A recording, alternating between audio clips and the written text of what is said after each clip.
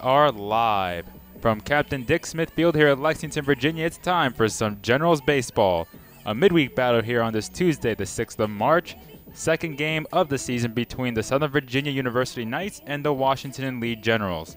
Hi everybody, Bonds Atufa alongside Jeremy Franklin bringing you the coverage of today's game. And Jeremy, it's cold, it's a little bit breezy, but it's dry, and that's what matters right now. Yeah, 39 degrees, as you said. There's a little bit of wind swirling around. The lights are on at 3:45, 3:50 in the afternoon. It is not a beautiful day for baseball, but it is a playable day for baseball, and you always lose some games early in the season, so even if the conditions aren't ideal, it is dry, as you said. There's a very small chance of a little sprinkle later on, but we're going to see round two between the Generals and the Knights. The Generals facing the Knights earlier this season on February 14th. The Generals came out on top 4-2 in that one.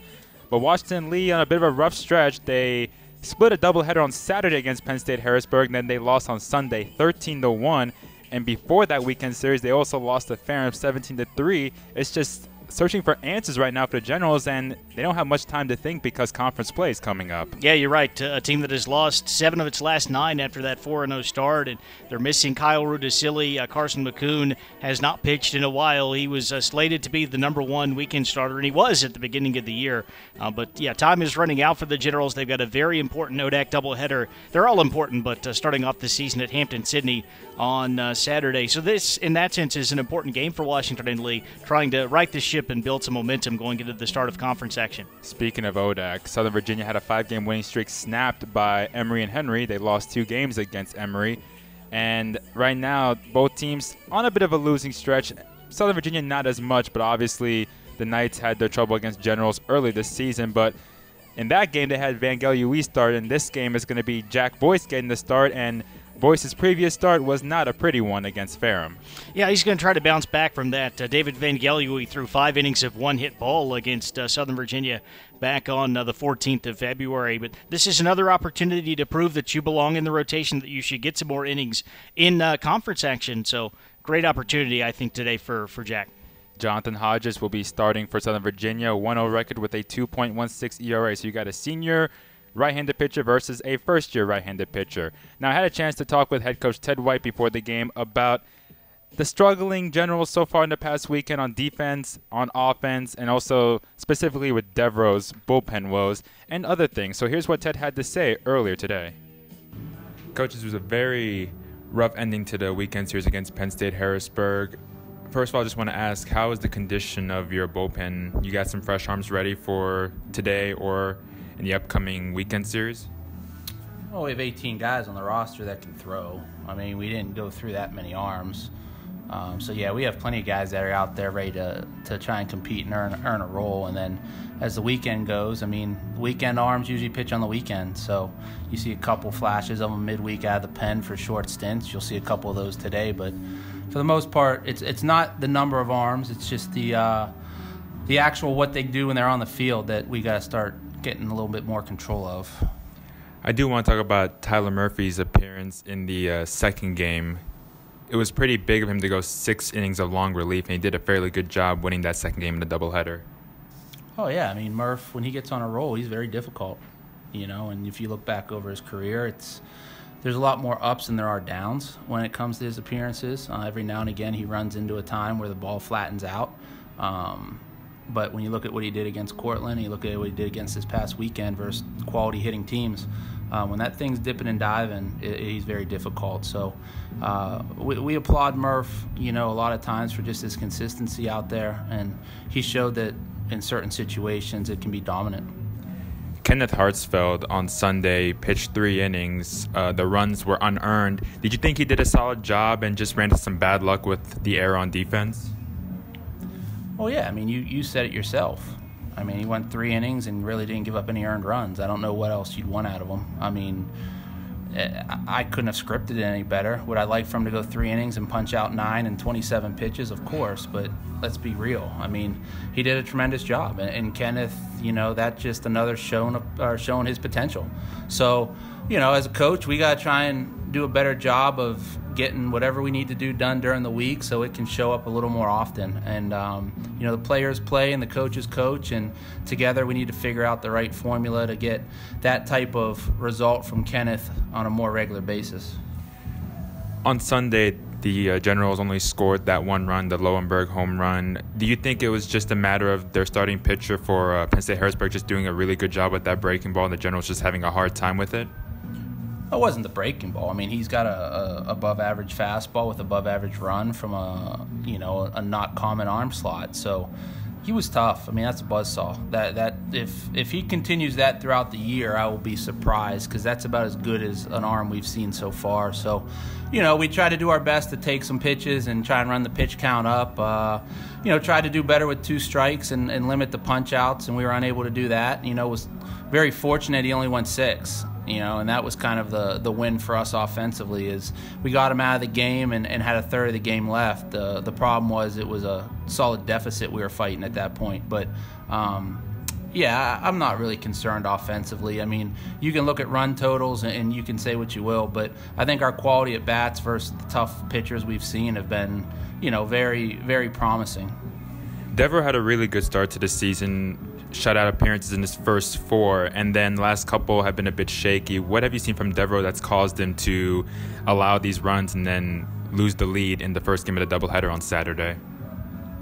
I mean, he's not going to be perfect either, right? I mean, that's the first thing. He is a kid and he is human, and for me, I try and take the big scale, and we still trust Danny. He's still our guy at the back end. He knows he's elevating a little bit too much with the fastball, and he's doing it against Cortland, who's number 1 in the country, and then Penn State Harrisburg, that's just an offensive machine. So when you do it against teams that can hit, you're going to get punished. And we talk about just taking away from that the learning experience of doing it now and not having to worry about it in conference as much.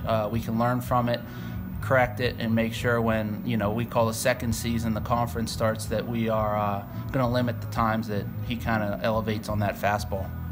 During the weekend series against Harrisburg, we saw some nice plays on defense. One by Volpicelli, Munson made a diving catch, Whiteley made what could have been a game-saving catch on Saturday, and then there were a couple games where there was some errors that came back to bite the Generals.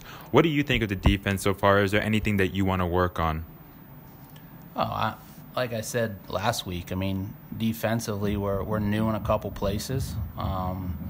Guys are just not immature in how they handle themselves, but immature when it comes to college baseball experience. And we're trying to give guys freedom to go out there and just play. We're not putting a lot of restrictions on them. And, some of the guys have taken advantage of that by showing they can make some great plays at times, and others are still a little hesitant. So I would just love to see every routine play made, and the great ones will take care of themselves. But how do you prepare for that? It's just your daily fundamental work. And if it was taking 1,000 ground balls a day made you a better infielder, or 5,000 fly balls made you a better outfielder, everybody would do it. It's the intent you put into the practices, the intent you put into the pre-pitch, and just being locked into the game for the 3.5 hours that we're out here. So, yeah, defense is a big part of it. We can look at statistics and try and rationalize them as much as we can. But for me, it's, are they ready? Are they prepared? Do they feel confident? And then when the balls hit their way, or do they know what they're supposed to do with it? And I think we can check a lot of those boxes off. We're just not getting the results that, we would want. So as I said earlier, we just need to make sure that between the player and the coach, we're communicating, we're collaborating, and we're figuring out a process in between games to create that confident environment where we can start doing a little better job on the defensive side. And now today you're facing against Southern Virginia. Hopefully the weather cooperates, chance of rain later today, but this is a really good chance with a team that you beat early this season to kind of get back on the winning column before conference play starts, don't you think? If the weather doesn't cooperate, it's Chip Whipple's fault, because the first thing he said to me when I came up to the field today was he's preparing for a long day. So if something goes wrong, I think all the emails should go to Chip first. I think we're going to be fine weather-wise. We may get that valley sprinkle, but the field needs water. It can take it. When it comes to preparing, for the weekend or conference, we can't look ahead. Any team that looks ahead is just overconfident. You know, we want to have a chip on our shoulder. We want to respect every opponent that comes in here. We want to play hard for 9 innings, 27 outs, and make sure when the other team leaves, whether it's a win or a loss for us, that they know that, you know, they went up against a pretty solid team, pretty solid opponent, and somebody's going to play hard through 9. So I'd love to script out how the day goes, but that's not baseball. And you know, we're going to get through today, and no matter what the outcome is, we're going to take the next couple of days to prepare for the weekend. And hopefully the weather does cooperate, and if it doesn't cooperate, then we know who to put the blame on now, according to head coach Ted White. We're going to take a break, and when we come back, we're going to give you the starting lineup for the Knights and the defense for the Generals. Stay tuned. First pitch coming right up.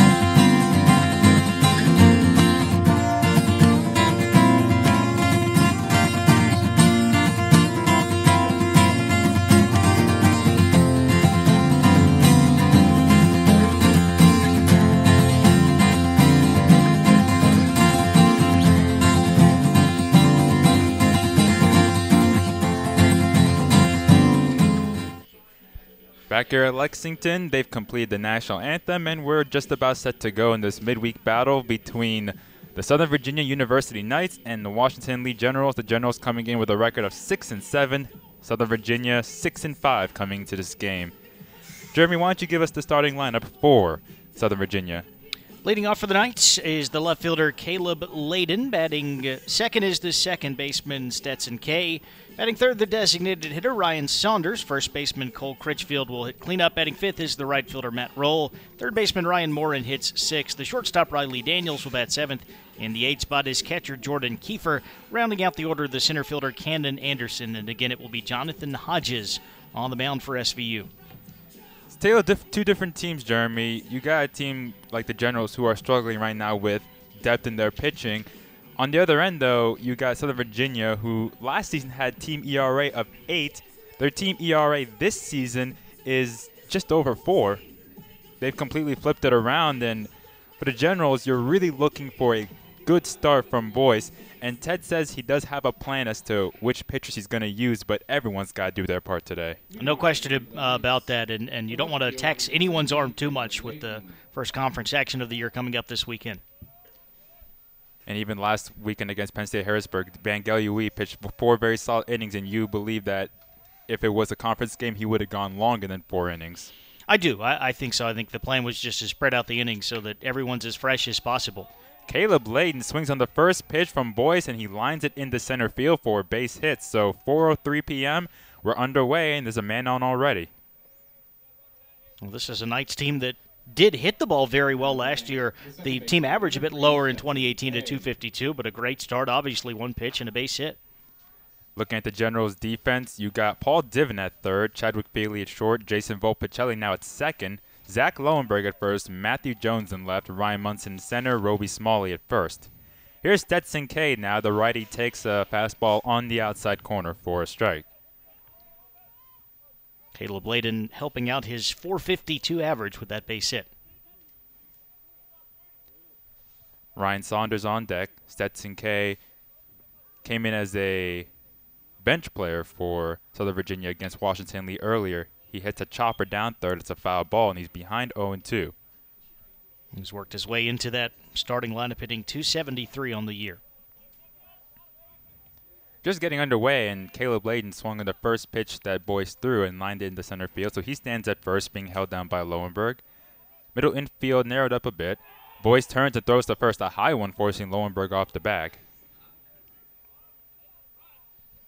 Pickoff throws have been somewhat adventurous in the last few games for the Generals. That's an understatement. Against Penn State Harrisburg, though, they did get a couple people at least leaning, and they did pick some off. Again, a turn and throw to first, and back in sliding is Layden. Stetson K went 1 for 1 against Washington Lee on February 14th. A bunt single and a run scored. He's behind on a 2-strike count. Divin playing in at third. Outfield shallow and straight away. Smalley in right field very shallow. The 0-2 is a breaking ball tapped foul behind the plate. Stetson way out in front, but barely stays alive.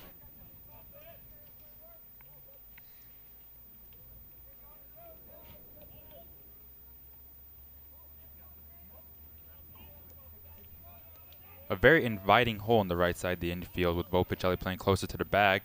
0-2 again, just missing outside with the breaking ball. Now a ball and 2 strikes. That was a really, really nice pitch from Jack Boyce. He put that exactly where he wanted it. Thought he might get the call. By the way, Layden is 2 for 2 in stolen bases this season. A high throw again. This one Lowenberg cannot catch. It goes towards the fencing behind first. And as a result, Layden will go to second. There was one high throw before that Lowenberg barely caught. He couldn't get that one, though. And there's your first error.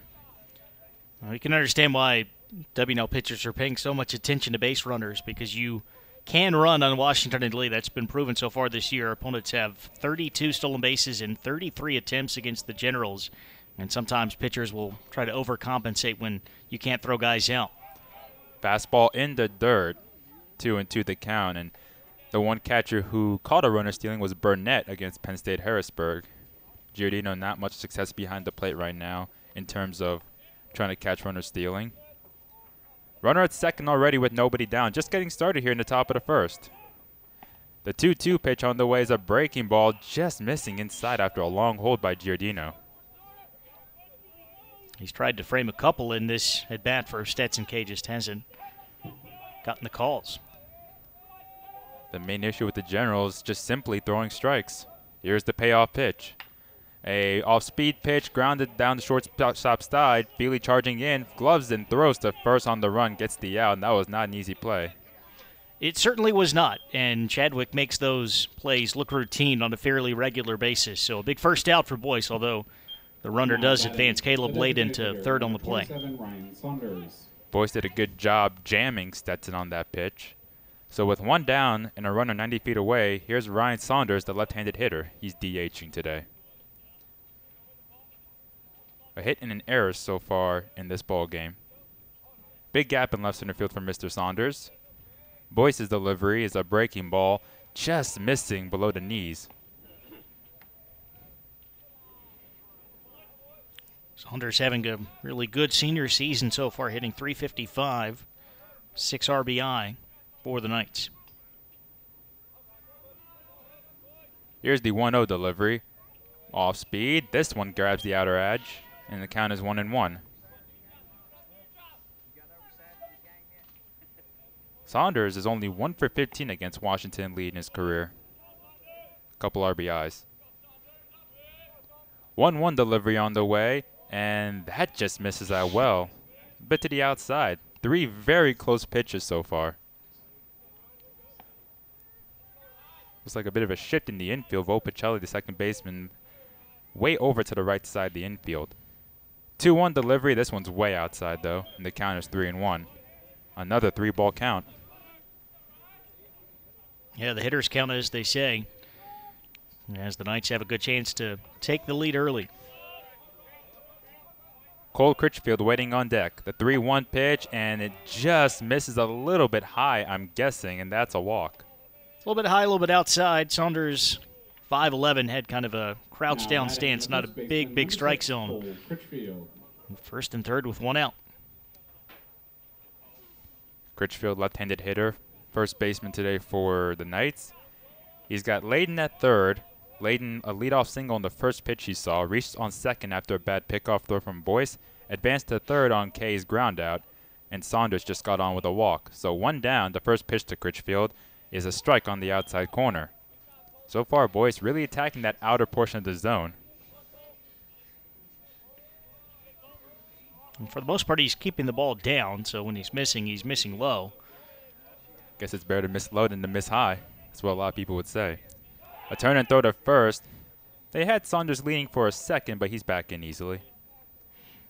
A strike 1 count to Critchfield. So far batting .273 on the season. He has got some serious cold weather gear on, too. Who can blame him? Temperatures in the high 30s right now. 0-1 pitch is off speed and a bit outside. Critchfield thought about it, but held up. 1-1 count. Calls from Wyoming, though. Yeah. He should be used to this.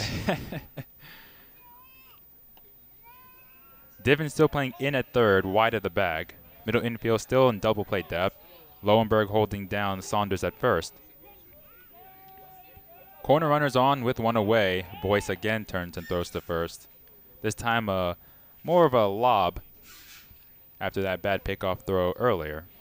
Yeah, I think the throws that you're seeing from Boyce are just to keep the runner honest, to keep Saunders a little bit closer to the bag, not necessarily trying to pick him off. Runner goes, and the pitch is fouled out of play down the left field line.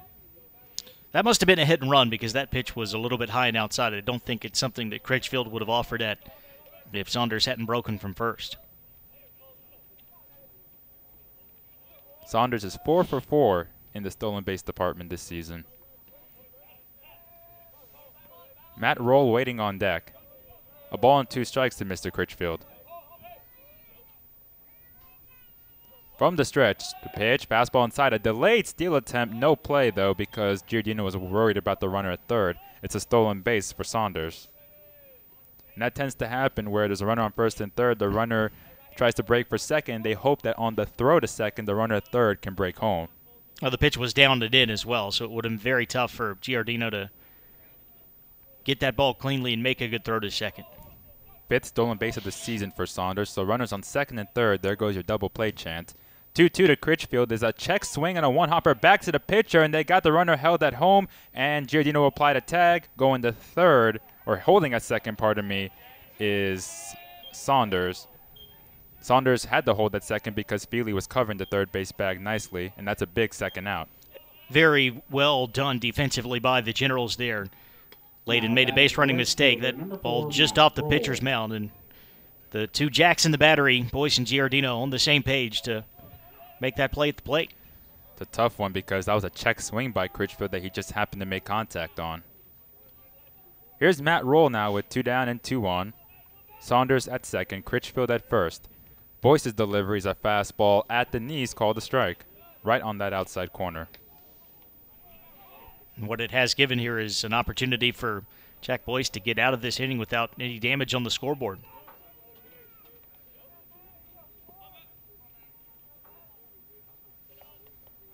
Boyce from the stretch, a long look at second where Saunders is. And the pitch, curve, a late strike call on the inside corner. 2 quality pitches from Boyce here in this at bat against Roll. Very much so. That fastball at the knees on the outside corner, and then he goes back inside with the breaking pitch. Roll just batting 190 on the season.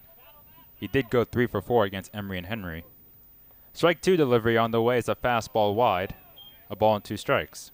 Not a bad waste pitch. Just a little bit too far off the plate to tempt Roll into swinging.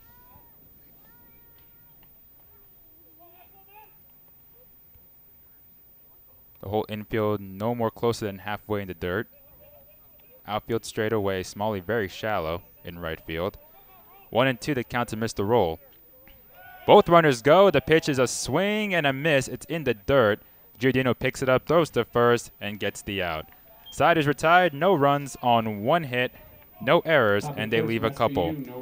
Nothing for the Knights in the top half of the first. The Generals coming up to bat when we come back.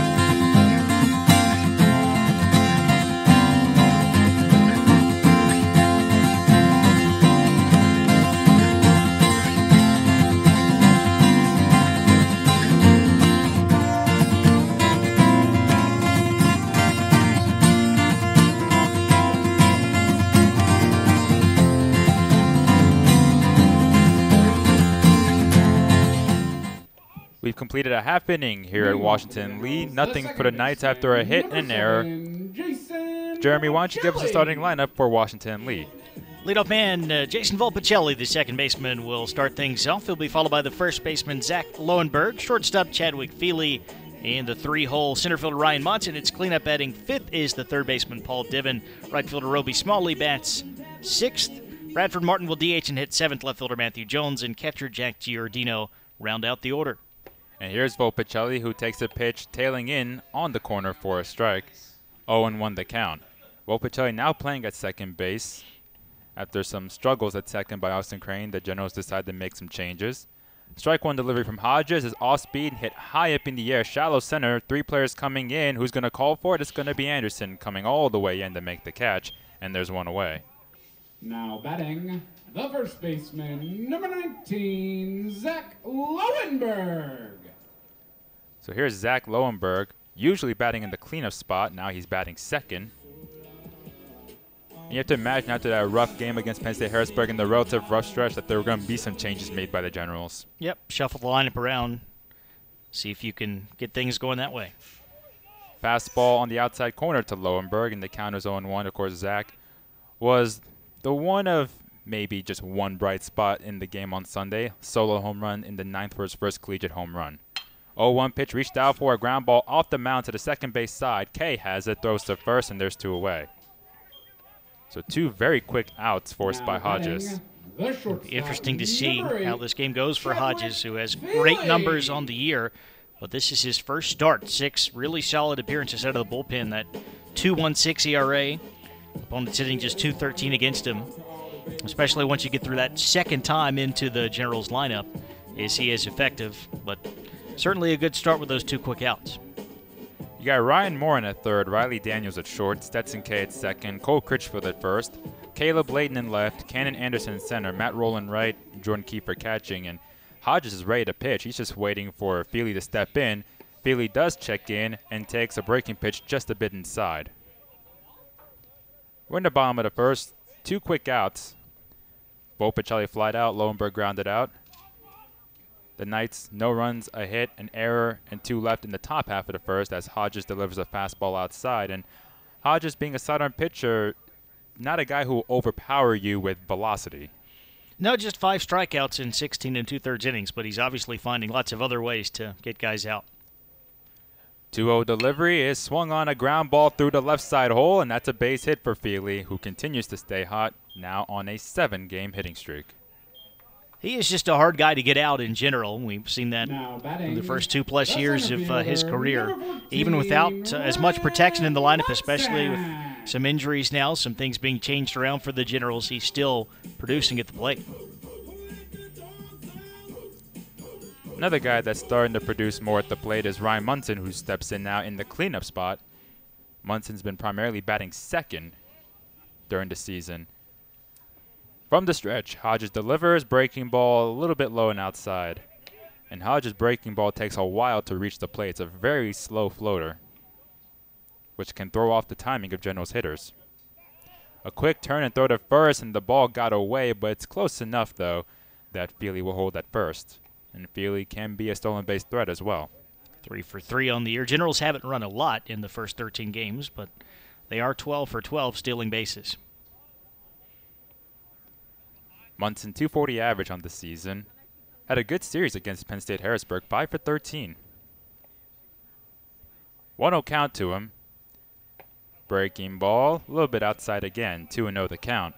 Yeah, that average for Ryan climbed about 50 points over the weekend. He was hitting under 200, still with a really solid on-base percentage, but now up to 240. He's on a 4-game hitting streak himself. 2-0 delivery is down and away.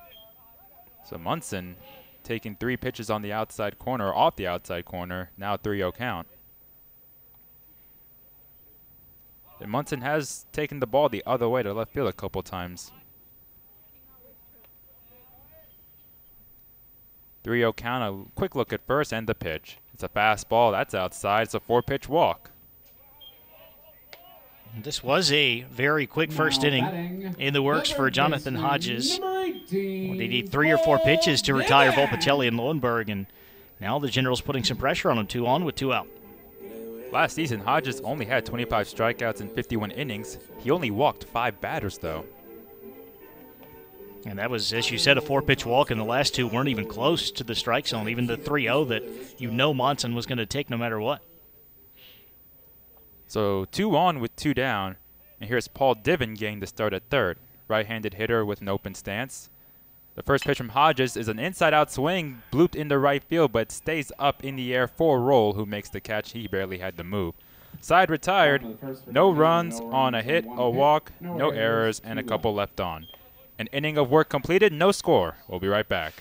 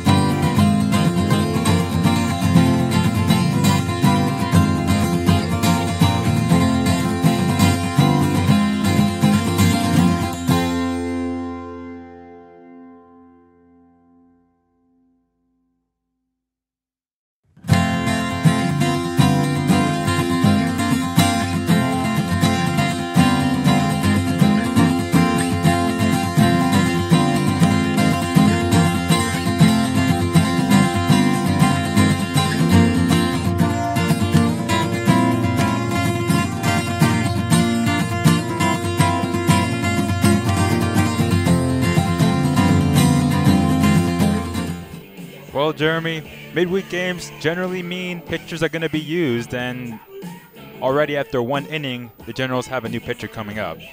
This was obviously by design because Jack Boyce did a very nice job of pitching out of trouble in that first inning.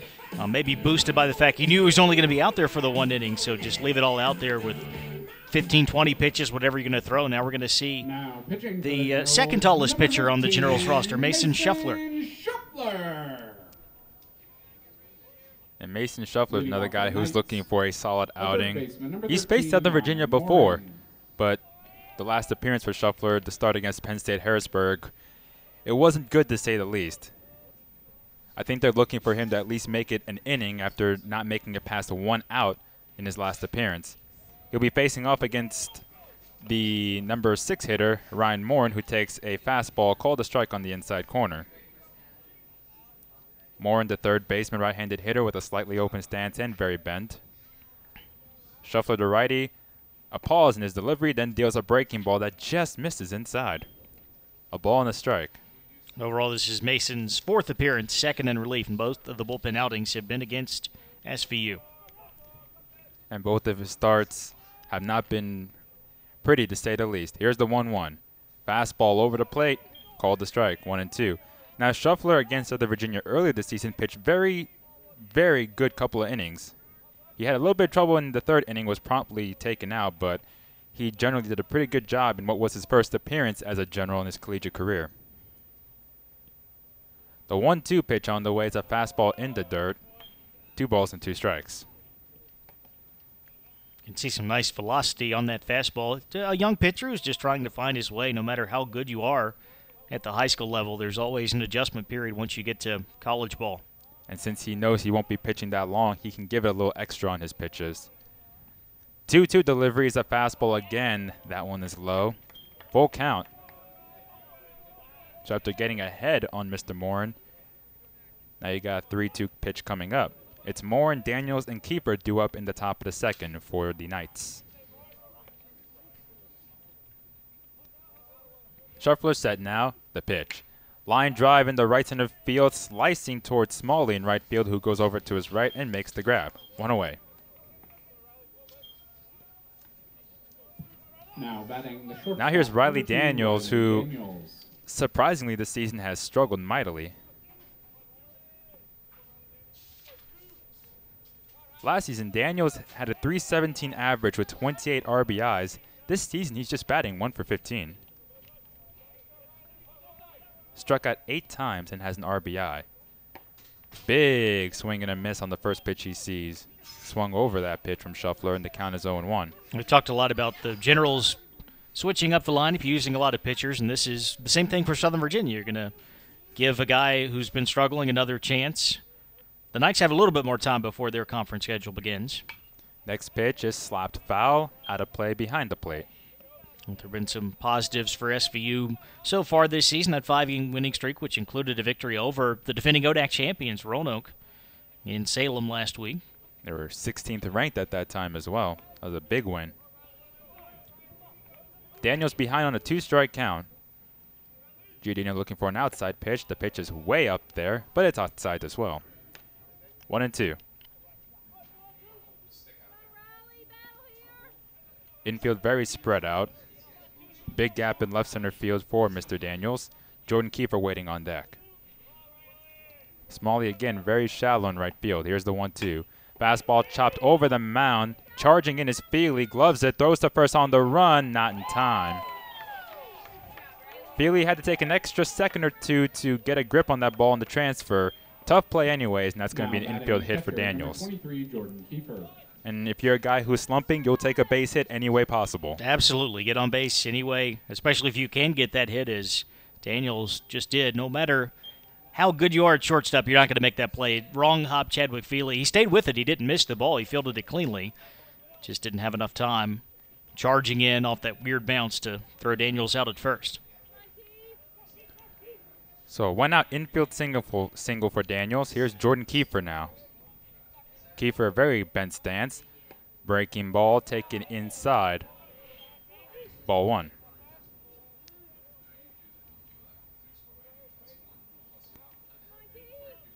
Got Cannon Anderson waiting on deck. So the middle infield narrowed up. Daniels with a sizable lead, they throw to first, and Daniels slides back in.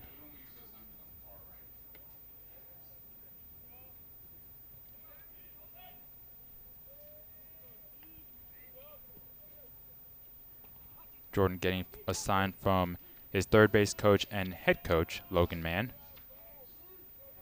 1-0 delivery as the runner goes, the chopper down third. That's a fair ball. Divin takes his time, pumps and fires all the way across. A nice throw to get the out. Two-way. Good job by Divin to have some patience, knowing he had some time to make that throw. I think in a strange way, the runner going on that play may have helped the Generals. If the runner doesn't go on the pitch, you may be tempted as the third baseman to try to start a double play, and that would have been a very tough play to make at second. Instead, you just get the force at first, and now 2 outs, even if there is a runner in scoring position. So here's Cannon Anderson at the bottom of the lineup now with 2 down, and Daniels at second being watched by Feely. Shuffler's pitch is swung on and missed. Big uppercut, though, and swung over it. 0-1 the count. Anderson hitting at the bottom of the lineup, but he is not your typical number 9 hitter. He actually leads the Knights in slugging percentage, .667. He's got 2 doubles, 2 triples, 2 home runs, and batting .303. That's adding depth to your lineup. Strike 1 count to the left-handed hitter with an open stance, using the high sock style instead of keeping the pants over the socks. Next pitch is down in the dirt, a ball and a strike to Mr. Anderson. And I think he's having such a great start this season, he's just a freshman. In fact, his last game against Emory and Henry, he had a 2 home run game. Couple looks at second from Shuffler. 1-1. Fastball on the outside corner. 1-2. So far, a fly out to right by Morin, an infield single for Daniels. Kiefer grounded out to third, and a 1-2 count to Anderson. Shuffler pitching this inning in place of Jack Boyce, a theme that we're expecting for the rest of the game with Generals pitching. Layden waiting on deck with a single. The 1-2. Line drive into left center field, and that gets through. Base hit. Daniels around third. The throw coming in will be cut off. Daniels scores, and the Knights strike first. That was a good piece of hitting by Camden Anderson. Shuffler left an all-speed pitch up in the zone a little bit, and Anderson slaps it into left to put the Knights in front. Good piece of hitting, as he mentioned. Anderson going with the pitch instead of trying to pull one towards the right side. That's his 5th RBI this season. Now there's a meeting between Giardino, Lowenberg, Feely, and Shuffler. Now they all head back to their respective positions. We flip over to the top of the lineup. Here's Caleb Layden. He didn't spend much time at the plate his first time up. Swung on the first pitch he saw and got a single in the center field. Anderson at first with 2 away. It's 1-0 Southern Virginia.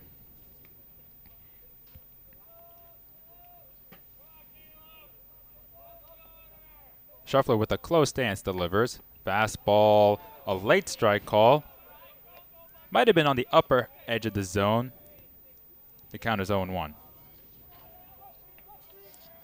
Interesting that 2 of your better hitters are your number 9 and your number 1 hitters. Of course, Layden having an incredible start to his season.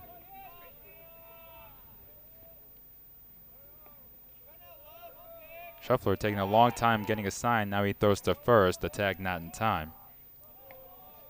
Yeah, Layden now 15 hits in 32 at-bats, including that single to lead off the game. You see that in terms of the number 9 spot, a lot of coaches like to have that reliable guy, that second leadoff hitter. So even though some might be tempted to bump Anderson up a bit with the way he's swinging the bat, getting extra base hits as well. Low throw, a slick tag from Lowenberg, but it's not in time as they try another pickoff play on Anderson. Layden's now got a 9-game hitting streak after that single back in the first. 1-0 Knights here in the top of the second inning. And again, a throw to first. A little bit wide. Lowenberg reached out and did a nice spin move, but no play at first. More throws to first so far than there have been pitches to the batter Layden.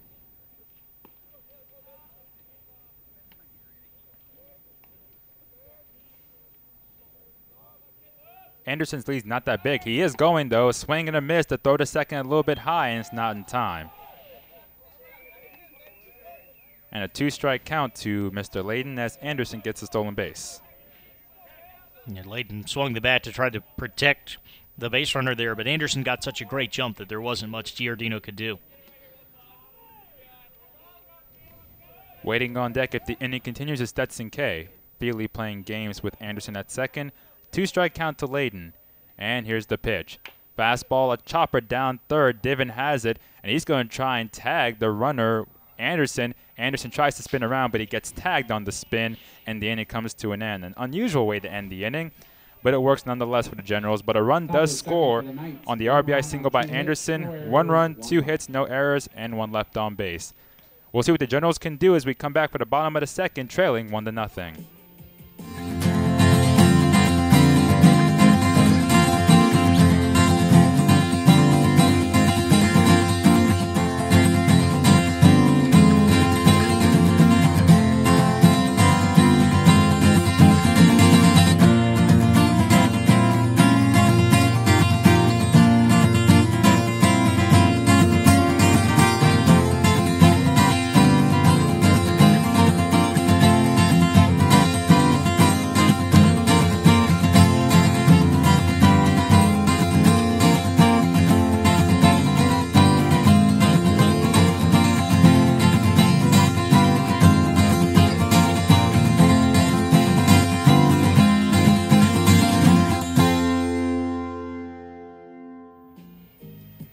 Boy, Jonathan Hodges wastes no time warming up for the next inning.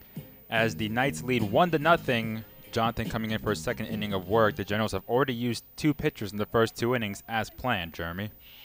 And again, this is Hodges' first start. And he faces off against Smalley to lead off the inning, and Smalley swings on an off-speed pitch and misses 0-1. So I imagine the Knights want to see what he can do in this position. Get him at least 4 or 5 good innings if they can. The wind and the 0-1 pitch, and that just missed somewhere. That must have missed a bit low. A ball and a strike now to Mr. Smalley, who had a pretty good game against Southern Virginia earlier this season. The windup and the 1-1. Breaking ball tipped into the mitt, and it's a 1-2 count now to Smalley. When you look at the numbers for the Southern Virginia starters, and Jonathan Soto has a 2.95 ERA. He started 2 of the 4 games that he's appeared in. Here's the 1-2 pitch. Fastball reached out for, and he lines it right to Critchfield, who makes the catch, and there's 1 away. Now But then from there, the designated hitter, Seth Barris has a 5.29 ERA, Martin. and Taylor Peterson at 8.27. So if this works out for Hodges, he may become one of those weekend starters once they get into Capital Athletic Conference play in a couple weeks. Hodges actually has a win against Washington Lee last season. 4 2/3 innings, only allowed 1 hit and a walk, struck out 3 against the Generals. 1 down, nobody on. Here's Bradford Martin, the DH. He swings on the first pitch and bounces one into the Knights dugout. 0-1. Martin on the season, 2 for 8. Strike 1 deliveries. Off speeds, a bouncer down third and a couple hops, backhanded by Morin. Throws all the way across the first. Just got him in time, and there's 2 away. And once again, Hodges, 2 quick outs Now to batting, force the on the left Generals to fielder, start off the number inning. 24, And that happened in the first inning. Matthew Jones. And then Chadwick Feely had a single, and Ryan Monson walked on 4 pitches. So maybe the Generals can extend this second inning as well. It's interesting that Hodges is already ready to pitch while the walk-up music is being played for the batter. Here's Matthew Jones, and he takes a pitch right down the middle for a strike. Maybe the word will get down to the Generals, see if they can slow Hodges down. Just take a little bit more time getting ready to get in the batter's box, a little bit more time between pitches. Next pitch, a weird swing. He tipped it foul back. I think it might have hit the umpire, and the count is 0-2. Yeah, Hodges is not wasting any time between pitches. Before the batter is even set, Hodges is already into his windup. He's got Jones in a 2-strike count, and a swing and a miss. Make it 3 strikes, and you're out. 3 up, 3 down here in the top of the second, or bottom of the second inning. 1-0 Knights as we head to the top of the third.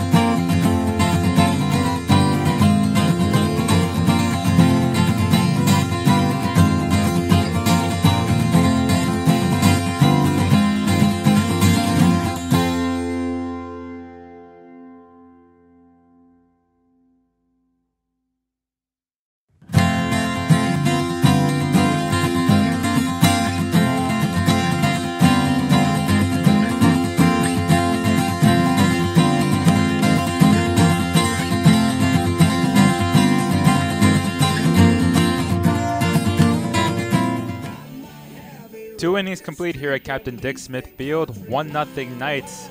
So far, the Generals have used 2 pitchers in the first 2 innings. The first inning was Jack Boyce, then the second was Mason Shuffler, and now we got a man making his first appearance of the season here in the 3rd inning, Jeremy. That'll be Jackson Thigpen, the sophomore right-hander from Potomac, Maryland, who actually pitched in both of the games against Southern Virginia as a rookie last year.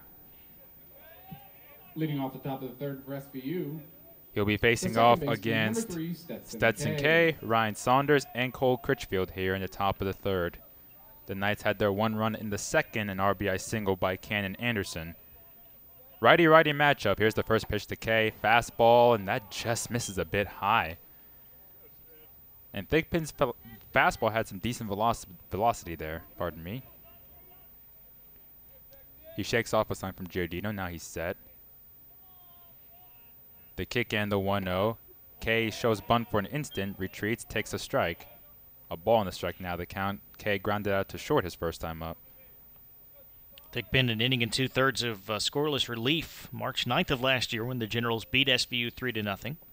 The 1-1's a breaking ball inside. 2-1. He started the 2nd game of the year against Southern Virginia on the 4th of April. 3 1/3. 3 hits, 4 runs allowed, 3 of those earned. Here's the 2-1 delivery. Curveball at the knees, called a strike. 2-2 is a nice curveball there from Thigpen as well. 12-6 movement on it. And those were 2 of the 5 appearances that Jackson had last year. 2-2 the count to Mr. K. The pitch. Fastball way upstairs. That was over the head of Stetson K. Full count. The theme continues in this game, though. A lot of 3-ball counts so far. 3-2 delivery. Fastball hit high up in the air. Right field shallow. Playable for Smalley. To his left, he makes the one-handed grab. 1 down. Here's Saunders. Hitter, number 27, Ryan Saunders. So Jack Boyce, the starter, an inning, 1 hit, walked 1, struck out 1. Also a bad pickoff throw. Shuffler, an inning, 2 hits, an earned run. Both faced 5 batters each. Thigpen forcing the first out on Stetson K. Now here's Ryan Saunders.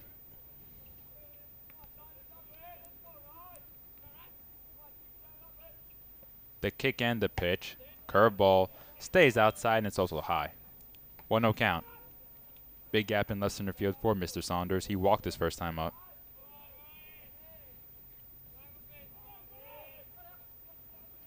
The 1-0 pitch. Fastball inside. 2-0.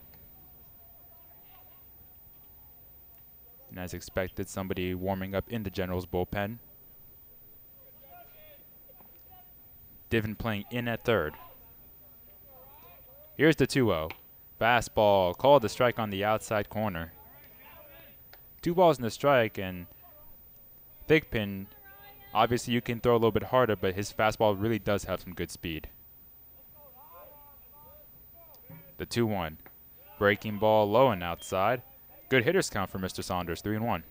Not always the easiest thing in the world to be a batter in a game where the other team is throwing a different pitcher every inning. Normally you would try to look for some things that you could use in your 2nd or 3rd at bat against the starter.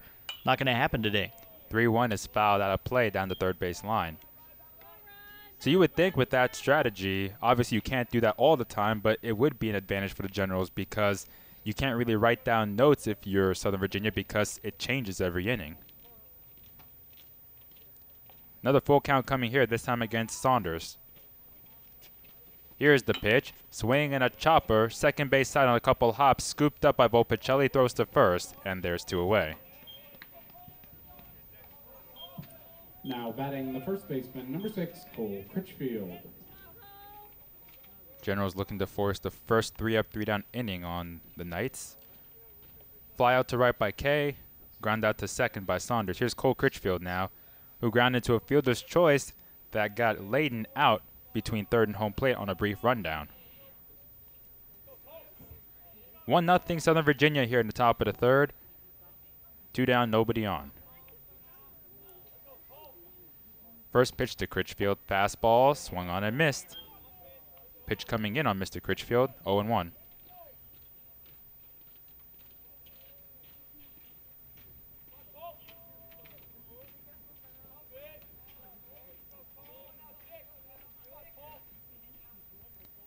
Now the 0-1 pitch is a bouncer over the mound, shortstop side. Feely to his left, gloves it with one hand, throws to first on the run, and gets the out. 3 up, 3 down for the Knights in the top half of the third. We head to the bottom half. The Generals looking to at least attack and tie this game up as they trail 1-0.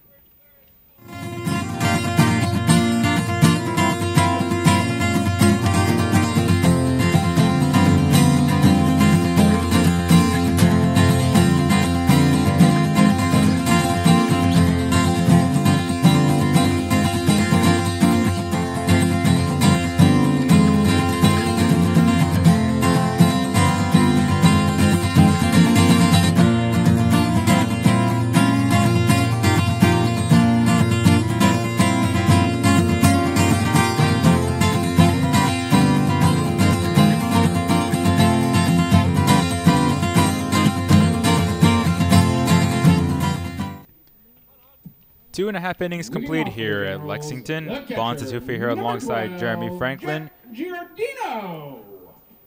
1-0 Southern Virginia. The Generals have Jack Giordino leading off, and then Jason Volpicelli and Zach Lowenberg after. 1 run, 3 hits, no errors for the Knights. No runs, 1 hit, and 1 error for the Generals. Giordino making his first plate appearance of the game. Jonathan Hodges, the starter, delivers. The fastball a little bit low. 1-0 count. 1 hit in 13 at bat so far for Giordino, getting his 5th start today. Here's the 1-0 pitch. Fastball called a strike.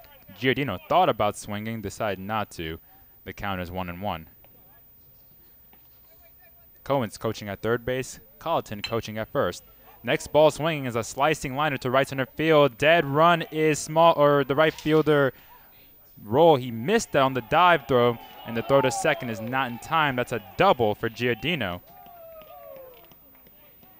Just put that in the gap in right center. Giordino, despite the effort from Roll, couldn't quite make the catch. Giordino, the big turnaround first, sprinting down to second, and that will be the first extra base hit of his young career. Yeah, Roll dove a little bit too late for that ball, though, slicing towards him. Not the easiest ball to read. Here's Jason Volpicelli now. The Generals are runner in scoring position with nobody out. Both Kay and Daniels watching the runner at second. Bunt laid down by Volpicelli to the left side of the mound. Picked up by Hodges. No play. Base hit. That was a decent bunt by Volpicelli. I think the biggest thing is that he caught the Knights off guard. They were not expecting him to sacrifice with a runner already in scoring position. And maybe that was not an attempt at a sacrifice. Maybe Volpicelli had designs on getting on the entire way. Wise decision by Hodges not to try to force that throw. He had no chance of getting Volpicelli. So now you got runners on first and third for Zach Lowenberg. Nobody out. Knights up 1-0. Lowenberg, his first time up, grounded out to second. Volpicelli goes in the first pitch, which is ripped down the right field line. Fair ball into the corner. 1 run scores. Volpicelli heads to third. He's going to be sent home by Cohen, and he will score. Lowenberg goes to second, puts on the brakes, gets back on the bag, and the Generals, just like that, go up ahead 2-1. Boy, what a great cut by Lowenberg. He saw something he liked on that first pitch from Hodges and just jumped on it. He crushed that ball into the corner and right. That is his 4th double of the season, RBI number 15 and 16 to put the Generals in front. And for a guy who's a little bit of a slump, 2 of his last 3 at-bats have been a solo home run and a 2-run double. That'll help. He also had a 2-run double against Penn State Harrisburg back on Saturday. So he stands at second, still nobody out. And here's Chadwick Feely. Hodges' delivery is inside. Feely singled his first time up with 2 out in the first, made it to second on a walk, but ended up stranded at the end of the inning. 2-1 Generals here in the bottom of the third. A 2-run double by Lowenberg, who's being held down by Daniels. Off-speed delivery hit down the right field line. That might fall. Will it stay fair or will it go foul? It will go foul. 1-1 count. That was in no man's land, too. Yeah, you had those 3 guys in the corner. The right fielder Roll, the second baseman Kay, and the first baseman Critchfield all chasing. None of them had any play on the baseball, and that was not a full swing by Feely. Still got that ball pretty deep into the right field corner. So a ball and a strike to Mr. Feely. Generals with 4 hits already. The Knights have 3. Hodges a look at second. Now the pitch. Breaking ball, ripped down the second base side, and it gets through for a base hit. Lowenberg is going to be sent home. The throw goes to second. Lowenberg scores. Feely holds at first, and now it's a 3-1 lead for the Generals. We're seeing the second time through against a guy who hasn't started this year. Washington and Lee having a lot of success. A bunt single is a bunt single. It was a good job by Volpicelli to get himself on, but then Lowenberg and Feely have hit the ball really, really hard and have gotten RBIs as a result. So the first 4 batters, a double by Giardino, a single by Volpicelli on a bunt, a 2-run double by Lowenberg, and an RBI single by Feely. Here's Ryan Munson now, who takes a pitch low and away. 1-0 count. With the success the Generals have had in this third inning, we're going to see some bullpen activity commencing for Southern Virginia.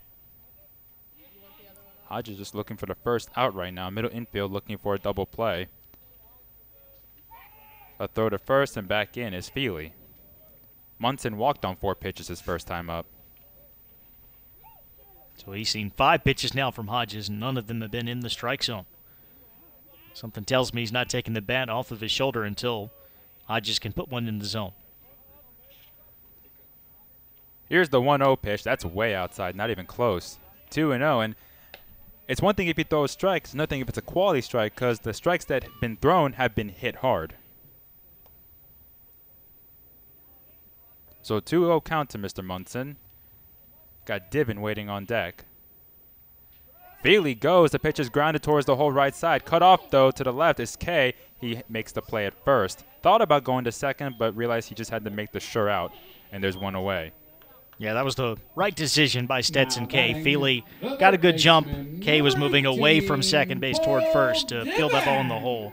So the only play was to go to first and get that initial out of the inning. Not often do you see runners going on a 2-0 pitch because you generally expect fastball, but Hodges is not a really hard-throwing pitcher. So Feely stands at second. Now here's Paul Divin with 1 out in the bottom of the third. 3-1 Generals. First ball swinging, line drive right field. To his left is Roll. He makes the catch. Feely tags, and he might get tagged out at second. No, it's not in time. Roll, I think, decided the last instant to go to second, and it caught Feely off guard. He tried to tag and bluff the outfielder, and he almost paid the price for it. He did. Fortunately, able to sneak back in underneath the tag from Riley Daniels there. If that throw might have been a little bit better, it was a high throw. If it was better, it might have been a double play in the inning.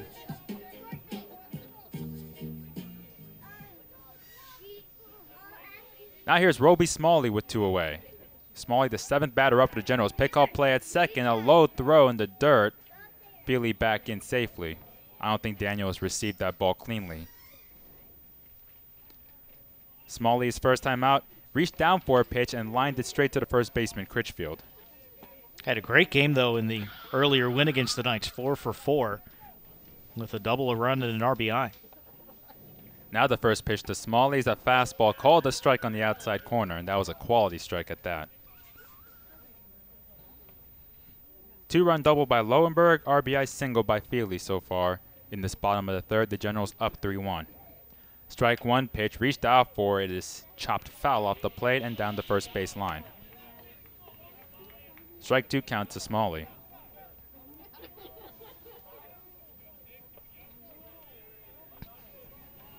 Hodges still playing a decently quick pace.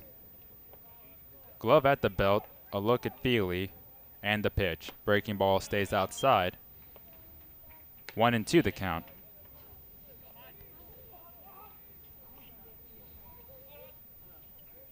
Four hits in the inning for the Generals. 2 of those doubles. 1-2 pitch, and that's outside as well. So a lot of pitches missing outside here to Smalley. Starting to lose command of that breaking ball. So that's the pitch that has been missing outside most of the time. Not able to break its way back over the plate. 2-2 pitch. There's a breaking ball, and Smalley swings early and misses. Inning comes to an end, but the Generals attack, and they attack quickly, and they attack big time. 3 runs on 4 hits, no errors, and they leave 1. Complete 3 innings of work. When we come back, Jeremy Franklin will be on the call for the next couple of innings. Washington lead 3, Southern Virginia 1.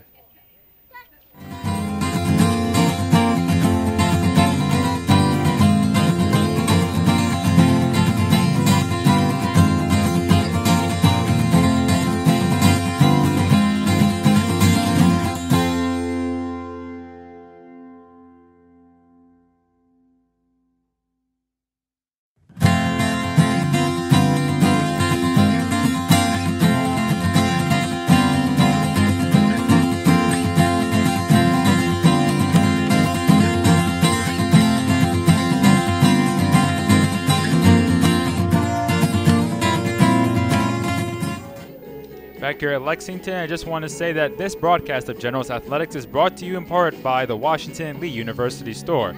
Owned and operated by Washington Lee, the University Store is located right on campus in Elrod Commons. The store features a wide range of apparel celebrating W&L, including the Peter Millar Collegiate Collection, offering polos and sweaters for your game day style.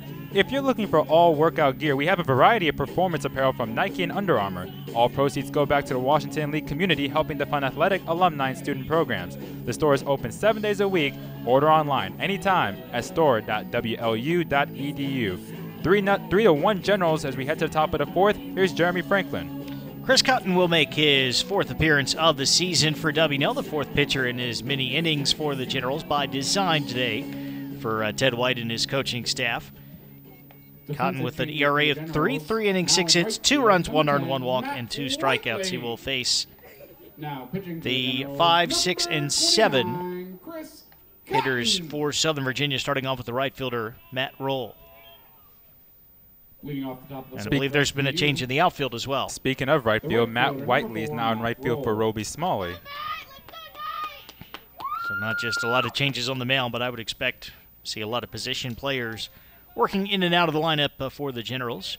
First pitch from Cotton, missing low and outside to Roll, who struck out to end the first inning for SVU.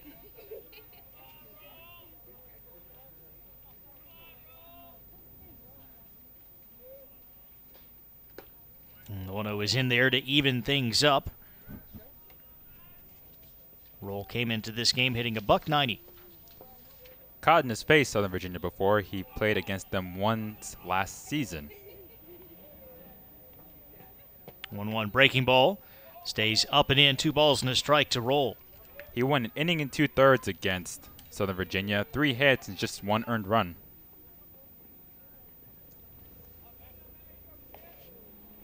Cotton sent the 2-1, and that is flied out. Medium depth into right, into the corner is the new right fielder, Matt Whiteley. And he puts that away for the first out. Looked like a fastball on the outside corner, and it seemed like it was a bit off the end of Roll's bat, but he hit it pretty good and pretty deep down the right field line. It carried quite a bit. There's not much wind to speak of today. There's a little cold breeze. Makes it just more unpleasant to be outside in the chilly temperatures than having any impact on fly balls. I quite like the first game of that doubleheader against Penn State Harrisburg on Saturday. First pitch on speed to Ryan Moore, called a strike on the outer half. You don't expect the ball to fly much today because of the cold, dense air. And the 0-1 fastball, that's in there, and Cotton quickly ahead of Moore, and no balls, 2 strikes. Thigpen pitched for the Generals last inning, 3 up, 3 down. Very clean inning of work, and we saw some good velocity from his fastball. Yeah, and again, that was his first appearance of the season.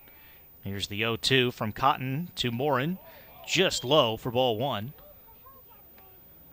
It's got to build some confidence for Thigpen to go 3 up, 3 down, and against the 2, 3, and 4 hitters in the Knights lineup. The 1-2, off speed, that is lifted out into right center. It's going to drop for a base hit for Ryan Moore on a 1-out single here in the 4th.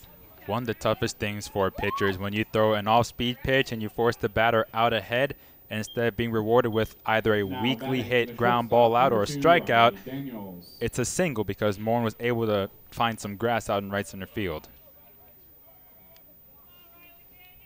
So that'll bring up the shortstop Riley Daniels, who has scored the Knights' run today. Infield single back in the 2nd. Came in on the RBI hit from Camden Anderson. First pitch fastball in there for strike one. Daniels has faced Cotton once. He got a double against Chris.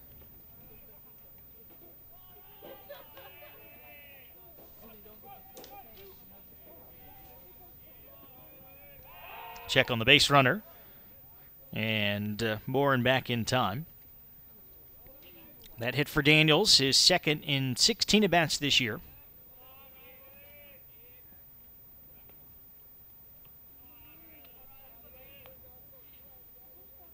Another throw to first. And again, Morin back in time. I believe Morin has attempted the most stolen bases this season for Southern Virginia. He's been caught twice. He's been successful 3 times.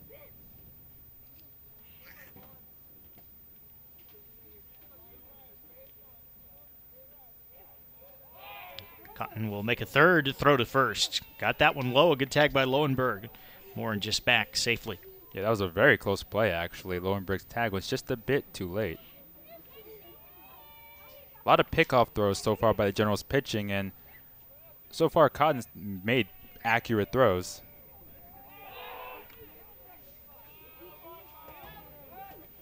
Yet another throw. Focusing a lot of attention on the runner right now after that single for Ryan Morin. And generally what happens is the next pitch to the batter ends up with the runner going. And indeed that is the case. This one popped up foul first base side. May be playable. Not quite. It's going to fall on the other side of the fence as Lowenberg and Whiteley both gave chase there. And the count to Riley Daniels now 0-2. Not the best of jumps by Morin. He had a late jump. He kind of was very conservative until he knew that Cotton was actually making movement towards the plate. And it was a hit and run, so you can make a little bit of a later jump expecting contact to be made.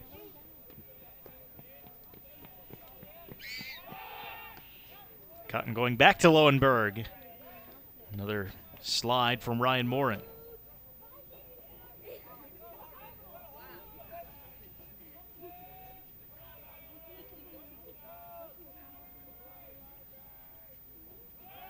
Oh, 2. Breaking ball misses low and outside. Now a 1-2 count to Daniels here. That might have been the one pitch that Morin could have tried stealing second on because there was a breaking ball down the dirt, and he thought about it, but he bluffed. 1 on, 1 out. Here's the 1-2. Up and outside as Cotton misses with the fastball, and the count is even to Daniels.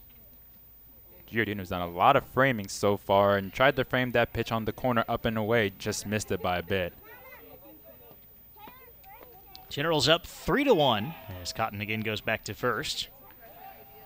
The interesting thing with Daniels, 2 hits on the season, they both come against Washington and Lee. He had a hit against WNL back on February 14th. Drove in one of the 2 Knights runs in that 4-2 Generals win. Giordino trying to frame the 2-2, and while he was doing so, Ryan Morin takes off for second and makes it in there. Pitch was called a ball, so the Knights have stolen another base here, their third of the game so far. Runner in scoring position and a full count to Daniels. That pitch did not miss my butt. Here's the payoff, and this is flied out pretty deep out into right center, and it's going to drop in the alley. In between Monson and Whiteley. Run scores for Southern Virginia heading into third, and tagged out at third base is Daniels. He got a little bit greedy that time, and the relay came into Diven just ahead of the base runner. So it's an RBI double for Daniels, but he is tagged out at third for the second out of the 4th inning. Daniels did a good job taking it the other way, and what happened was Whiteley was playing closer to the line, and he was playing very shallow. So he might have been the one person that had a chance at that ball because it was slicing towards him, but because he was playing so far in, he virtually had no chance. And Daniels has good speed, but good job by Generals with their relay throws to get him out at third. First pitch breaking ball called a strike to the catcher, Jordan Kiefer. Who's 0 for 1 with a ground out. So the base is clear now with 2 down in what is now a 1-run game. Another breaking ball, foul tipped by Kiefer. 2 quick strikes in the count for Cotton. some rain starting to fall down a bit. I can hear it coming down. People's hoods are now up. We got the umbrellas out too. Said there's a chance of rain right around this time, 5 o'clock. Cotton staying with a breaking ball. This one misses in the dirt outside. And a 1-2 count now to Kiefer. Kiefer's another guy who is struggling big time this season after a really good junior year where he batted .299. His on-base percentage was over .400. Fastball from Cotton, but that's low, and it's 2-2. Including that second inning ground out for Kiefer. He's now just 2 for 24.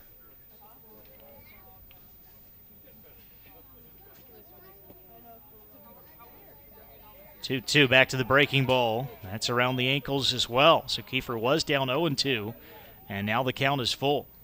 But the pitches by Cotton have not been far off the zone. His curveball started to work for him here late in this inning.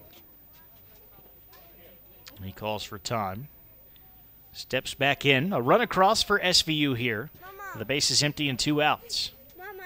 Another curveball, soft liner, elevating his feeling, but he can't get his glove to the baseball. It's out into left center for a 2-out hit. And Kiefer, huge turn around first. He got lucky there.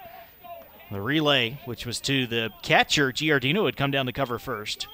Was a little bit off liner. He may have been the second Southern Virginia base runner to be tagged out this inning. Giardino did a good job reaching out for that ball because that could have headed towards the Generals' dugout, and Kiefer would have been awarded second base if that was the case.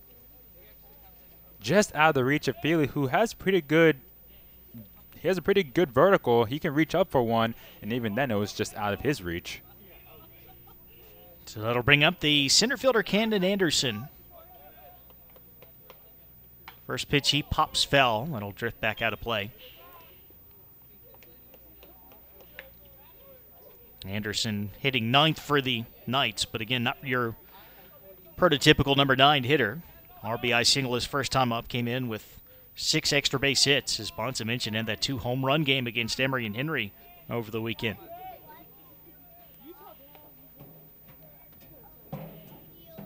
Oh, 1 over the plate, but low. 1 ball and 1 strike to Anderson. It's amazing how Cotton's curveballs have all either been at the knees or lower, and the one curveball he leaves up, Kiefer is able to jump on it, resulting in that base hit. It really shows you can't afford even one mistake as a pitcher.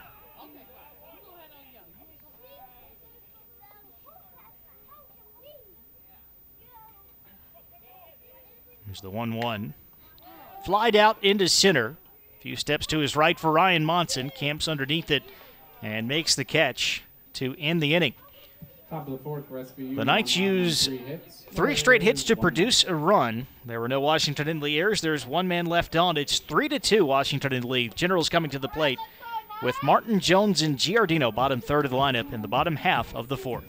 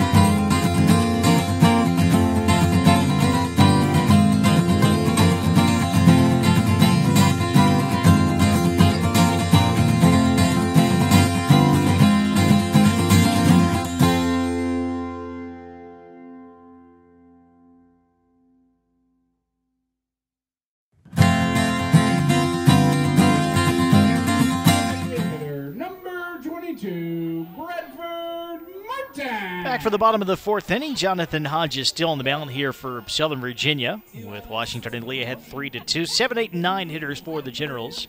Starting off with the designated hitter, Bradford Martin. I'm having trouble concentrating because right below us in the stands, there is, I assume, Southern Virginia team film. It is maybe not going to be the most useful piece of film, but it will be entertaining. as Hodges misses low and outside, ball one to Martin because there is a 6-year-old who keeps putting her face in front of the camera. 1-0, breaking ball. On the inner half, it lands for a called strike one. Martin grounded out his first time up. Got to give credit to the kid for having a good time in this weather. Well, there's a strike on the outside corner from Hodges, who gave up those 4 straight hits in the third, produced the 3 Generals runs, but then against the 4, 5, and 6 hitters, ground out, fly out, strikeout to minimize the damage. Time called by Martin, with the count at 1-2. I told you during the break, it's going to be interesting to see how Martin and Jones, a couple first-year players, do here, trying to adjust to Hodges in his second at-bat. 1-2 just outside. And the count is even to the first year from Ball Ground, Georgia. And my mistake, Jones is a junior, but hasn't had much playing time in his career. Another one that just misses outside. 2 awfully close ones for Hodges, but a full count now to Martin. Payoff pitch. Grounded away, foul. Good job by Martin taking those 2 pitches. Tough takes for any player to take, especially a first-year player. And then he waited on that breaking ball just to foul it off. He may not have been sitting on it, but he was able to hold on just enough to stay alive. Another 3-2. This time he does strike out. Tailing breaking ball that Martin cannot catch up to. And that is the 3rd strikeout of the game for Jonathan Hodges. That was just a really good breaking ball from Hodges there. A lot of movement on it. And Jones able to try and wait a little bit, or Martin, excuse me, trying to wait on that, but it was just out of his reach. So here's the left fielder, Matthew Jones, who struck out swinging his first time up. All-speed pitch in there for strike one. Again, it really does seem like the Knights want to see what Hodges can do in that extended look for start of the year. Swing and a miss on a breaking ball. So even with the 3 runs the Generals posted in the 3rd inning, back out there. He's retired 4 straight. 0-2, hard fastball, a little bit low and outside. Good 0-2 pitch, but it's taken by Jones for ball 1. Jones swung really early in that 0-1 breaking ball, and even he had to step out of the box and gather his thoughts because he knows Hodges will not give him any time. 1-2, that one bounced back up the middle. Coming over is the second baseman, Kay. Has to throw across his body, but he makes a nice play to get that to Critchfield. 2 down here in the 4th. Nice play because Jones was hustling all the way down the line. That ball was a little bit low. Might have been in the dirt, but Critchfield was able to field it cleanly. And as you said, crossbody throws are never easy to make, especially when you're on the hurry. So the base is empty with 2 gone for the catcher, Jack Giardino, who started that 3rd inning rally with the double. Breaking pitch in the dirt for ball 1. Giardino came in on the 2-run 2-base hit for Zach Lowenberg. Yeah, Giardino taking one the other way, right in the gap, and a forced roll to dive for it, helping Giardino to advance to second. Another curveball there from Hodges, swung on and missed, so it's 1-1 to Giardino. 1-1. Hit to the left side, a diving attempt by Morin. He missed. Riley Daniels got his glove to the baseball, couldn't field it cleanly. I think that's going to be the 2nd hit for Giardino, right in the hole there. Now batting. Both of the infielders on the left side Number 7. making the effort, just neither could Bocelli. cleanly field that baseball. Yeah, Hodges forced Giardino to swing early and roll over on that breaking ball. It just happened to find that hole deep but short, and Daniels made a nice backhanded stop, but he didn't have much time after that, and the ball popped out of his glove, which all but assured the infield single for Giardino. It is the 2nd hit for the Generals catcher, top of the order now, and the second baseman, Jason Volpicelli. Takes a strike. Volpicelli bunted his way on last time up. Also scored on the Lowenberg double. Lowenberg on deck now. The man on and 2 outs.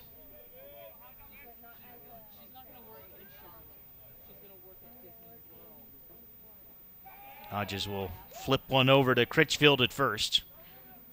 Decent little snap throw there, but Giardino back safely. That was a good tag by Critchfield, too. That throw was right on the money. Usually you want that throw to be right above the dirt, and right in front of the runner. Another quick throw, and it got away from Critchfield. He couldn't find the baseball, slowly rolling toward the Generals' dugout. And a heads-up play by Giardino. He takes off and gets down to second. So that's an errant pickoff throw for each team so far today. Even Giardino didn't know where that ball was, and he was slowly getting up, and then he realized where the ball was, and obviously no one's going to back up a pickoff throw because no one's there, so he was able to quickly advance. Error is charged to Hodges there. So runner in scoring position. The 0-1 comes inside. Count even to Volpicelli.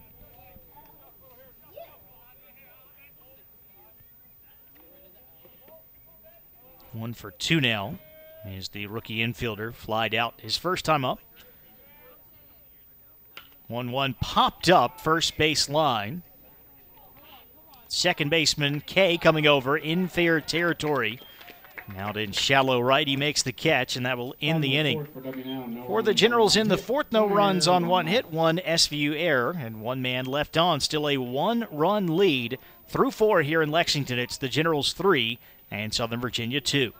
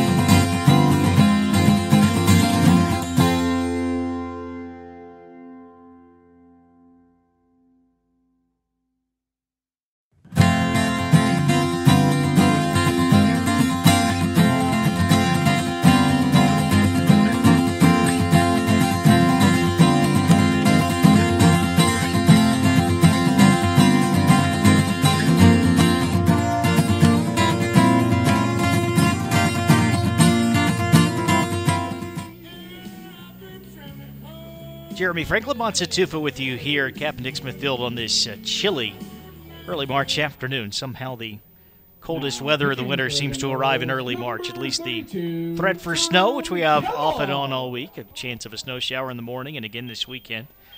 Nevertheless, we are 14 games down to the WNL baseball season. Boy, this season went by fast. New pitcher for Washington and Lee is Tom Kellogg, the 6'5 sophomore from San Antonio. And he misses outside to Caleb Layden, the left fielder. Top of the order for the Knights here in the top of the fifth. A one-run lead still standing for the Generals. 1-0. Fastball in there at the knees for a strike. Yeah, Tom Kellogg came in for Chris Cotton, who had the one inning of work, 3 hits, and an earned run. Faced 5 batters. 3 of the first 4 pitches have each faced 5 batters in their inning. The exception being that 1-2-3 third inning for Jackson Thigpen. Breaking pitch from Kellogg misses low and outside. 2 balls and a strike to Layden, who is 1 for 2. 6th appearance in the season for Kellogg. And a line drive out into right center. Waved at by Volpicelli. He had no chance to make that play, and it's a leadoff single for Layden. Looked like a fastball there from Kellogg, and his fastball has some good velocity, and it seemed like Layden was a little bit late on that swing, somehow able to still punch it into the gap in right center. Very shallow, but it's a base hit nonetheless. We saw some good stuff from Kellogg during his rookie season last year. He struggled to find the form so far in 2018. 3 innings coming in, 7 hits, 8 runs, 6 earned, 5 walks and 2 strikeouts. Next up for the Knights is the second baseman Stetson Kay.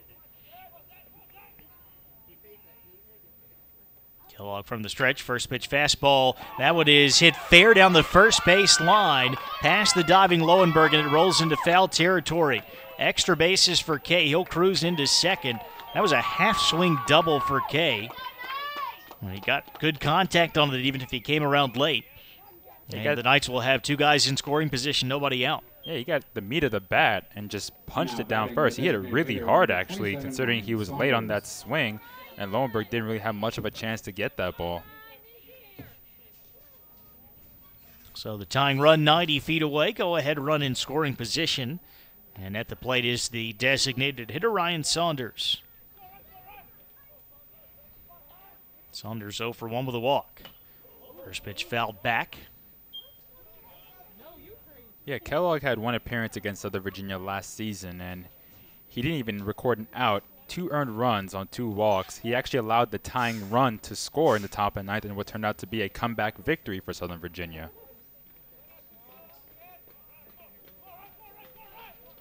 Here's the 0-1 to Saunders. That's in the dirt. Giardino keeps it in front of him. So the runners stay put, but 1-1 now to Saunders. Coming in a .355 hitter, Saunders. He's driven in 6 so far this year.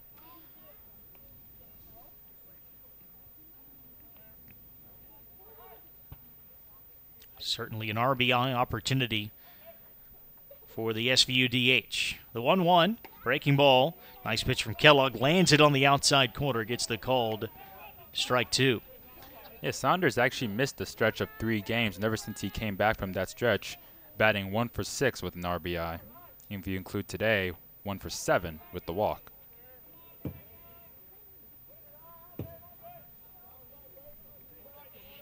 Single and a double for Layden and Kay to start the inning. Here's the 1-2.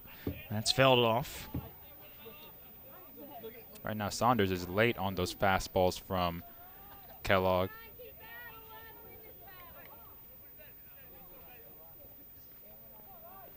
Strikeout would do wonders here for Kellogg. Another 1-2 pitch. Back to the breaking ball, to swing and a miss from Saunders. So there is the strikeout. A big first out here in the 5th inning. Threw primarily fastballs. Saunders was late on all of them, and then he throws a little floater breaking ball, and Saunders opened up way too early and didn't have much of a chance on it. So runners on second and third with 1 out for Cole Critchfield, the cleanup hitter. He is 0 for 2 so far today.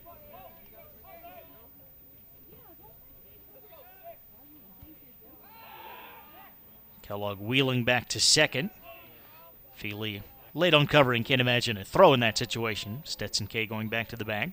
It looked like Kay was able to identify that movement very early and immediately went back to the bag.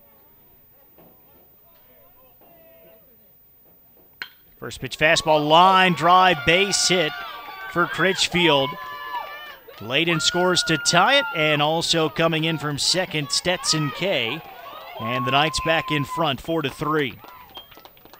Like a fastball maybe just above the knees, and it was basically a golf swing from Critchfield, and it zoomed right by the face of Kellogg. He didn't have any time to react on that, and I mean, good piece of hitting by Critchfield, going down to get it and taking it up the middle. That will give Critchfield the team lead in RBI, 9 and 10 on the season, overtaking Bridger Taylor, who's not in the lineup today for SVU.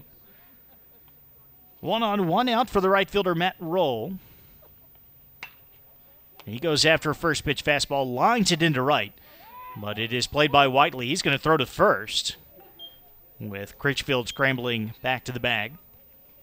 Critchfield back safely, but 2 outs in the inning. Now batting, it looked like that was on the outside corner, and Roll hit it off the end of his bat. Got the right idea of taking it the other way, but didn't really hit it hard. Easy play for Whiteley. Up will come third baseman Ryan Morin. He is 1 for 2, singled and scored his last time up.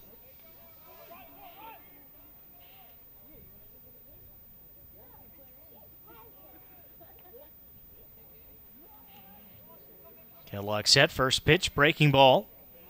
In there on the inner half for a cold strike. He had Morin leaning back. He thought that was going to be a fastball coming inside on him, but it was a breaking ball working its way back over the plate.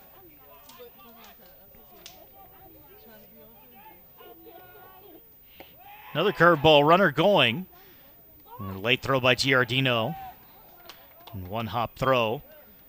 Fielded by Volpicelli there. No chance to wheel around and make a tag on Critchfield. Pitch was called a ball, so it's 1-1.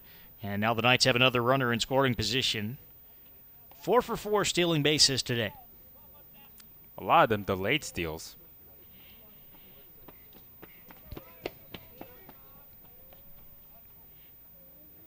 Big lead off a second for Critchfield. Kellogg glancing back several times at the base runner, so Morin calls time at the plate. Yeah, Kellogg was not comfortable with that big lead, and nobody was covering second base, so he couldn't do anything about it. Now the 1-1. Misses inside with a breaking pitch. 2 balls and a strike to Morin. Nothing but curveballs to Morin. And one thing you got to give credit to Kellogg, some pitchers are sometimes unaware if anyone's covering second base, and they try to make a pickoff throw when nobody's there, and it results in a ball in center field. So Kellogg really making sure if there's anybody covering second base right now, there isn't. 2-1. Morin chases after a pitch in the dirt. And that'll even things up at 2 balls and 2 strikes. First fastball thrown against Morin in this at-bat. Wasn't close to the zone, and Morin kind of just went after it.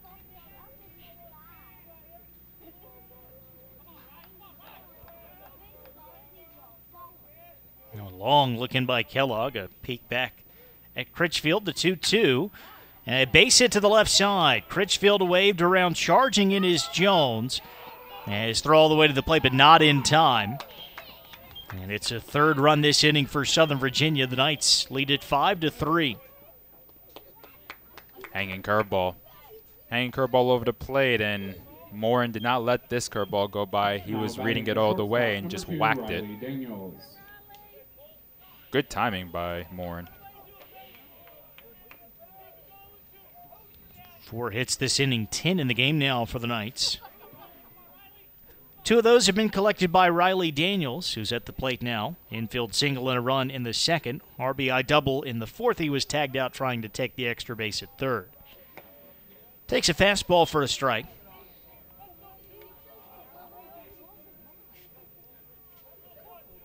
It's a good way for Daniels to get out of his slump with 2 hits, including 1 driving in a run. Yeah, just 1 for 15 on the year coming in. Here's the 0-1, another hard fastball. It's maybe the 2 best pitches Kellogg has thrown this inning. Daniels half-hearted swing there as he falls behind 0-2. Yeah, pitch twisted him up. Fastball coming in on the hands of Daniels and took a mighty hack at it, but it was way too far inside for much contact, if any. He barely got a piece of it.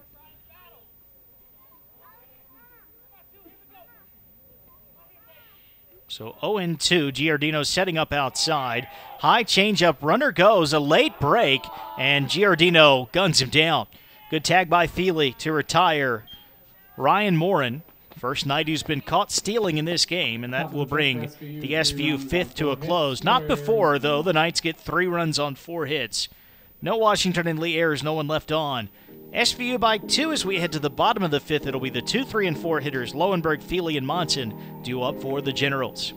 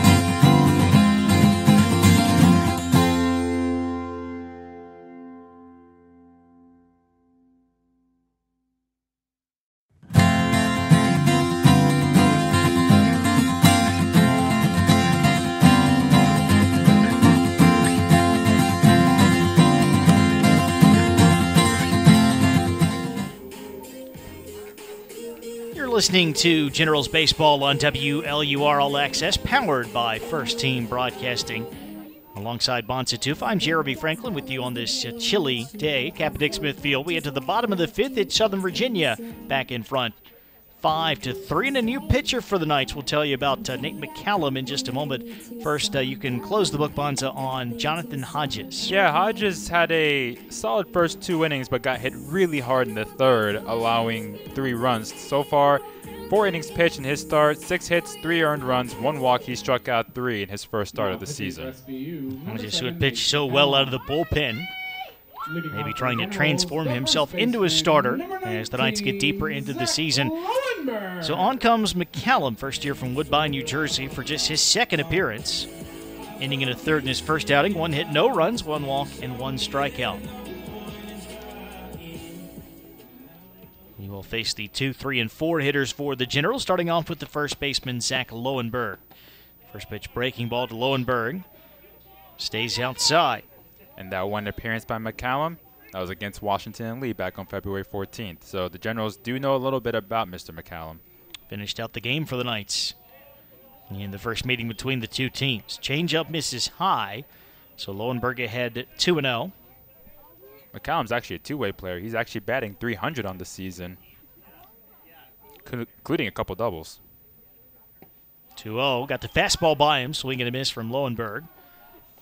Hit a 2-run double in his last time up, came around to score. Overall, 1 for 2. 2-1, bounce back up the middle. Oh, what a great snag by McCallum off the mound, and he will easily throw Lowenberg out. 1-3. Yeah, Lowenberg got that out the end of his bat, and I don't know how McCallum had the instinct to react and go across his body to backhand that ball, but he did a nice job and he made the play. It's one thing for a pitcher to stop the ball. It's another thing for them to actually make the play at first. I think you're right. The word you said was instinct. That's exactly what it was. It was just a reaction there by McCallum, but a fine play to help himself out for this first out here in the fifth. Well, we saw last inning a line drive back towards Kellogg that got past him. He barely had his glove up before the ball was already by, which, I mean, pitcher's only 60 feet away, so they don't have much time to react. Chadwick Feely stands in 2 for 2. Takes a breaking ball for strike 1. Pair of singles and an RBI for Feely. He's now 11 for 24 during his hitting streak. Just below 500. The 0-1 just misses off the plate. That was a good fastball from McCallum, too. So 1-1 to the Generals shortstop.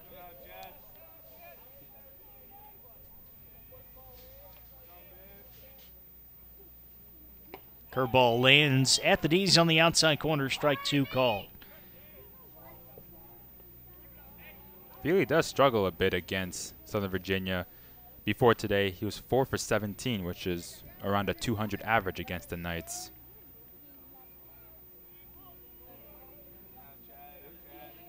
Base is clear, 1 away, the 1-2. Curveball misses down and in.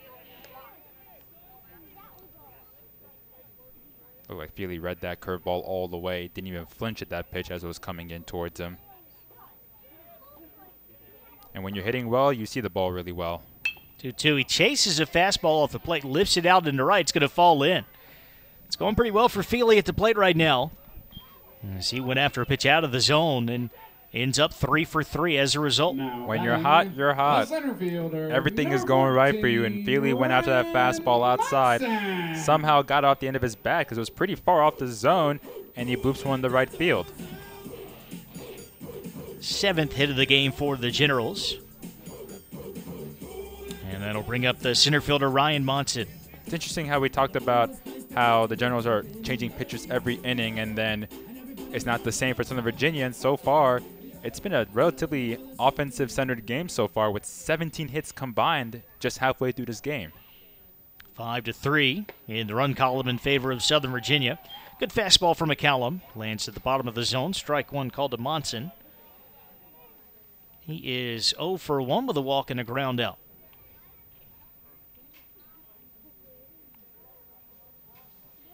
Feely on first with 1 away. One pitch popped up. It's going to float out into left center. It actually ends up a lot deeper than it looked coming off the bat. It's played by the left fielder, Layden. And Monson is retired for out number 2. Yeah, ball's moving pretty well considering how cold it is outside. Usually with the dense air, the ball dies really quick, but a couple times seen the ball carry pretty well out to left and right field. It's cold. The wind's not really blowing. Somehow that one drifted a lot farther than you would have thought when you saw it come off the bat of Monson. Didn't sound as good either. Standing in is the third baseman, Paul Divin, who is 0 for 2. He has flied out to right twice so far today. Breaking ball ends up dropping down and in. Lunging after it is Kiefer. Chadwick Feely hanging out at first. Now the Generals have a pitcher who works a little bit of a slower pace, so they have more time to think in between their pitches. This one comes awkwardly off the bat of Divin, a soft liner toward the shortstop. It's caught by Riley Daniels, and that will bring the 5th inning to a close. For the Generals, no runs, 1 hit, no errors, and a man left on. Still a 5-3 lead for the Knights as we head to the 6th. 7, 8, 9, Daniels, Kiefer, and Anderson due up for SVU.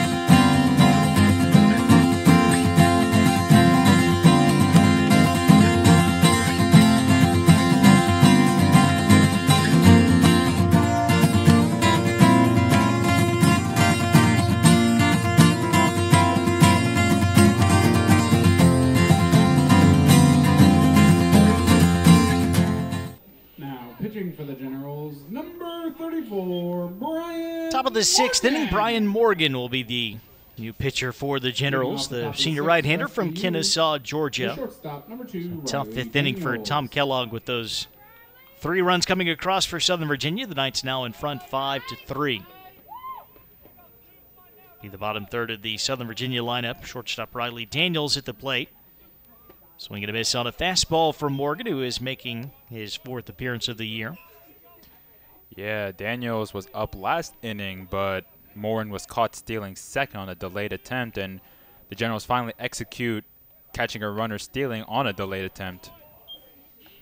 0-1 misses high, 1 ball and 1 strike to Daniels, so he is still officially 2 for 2.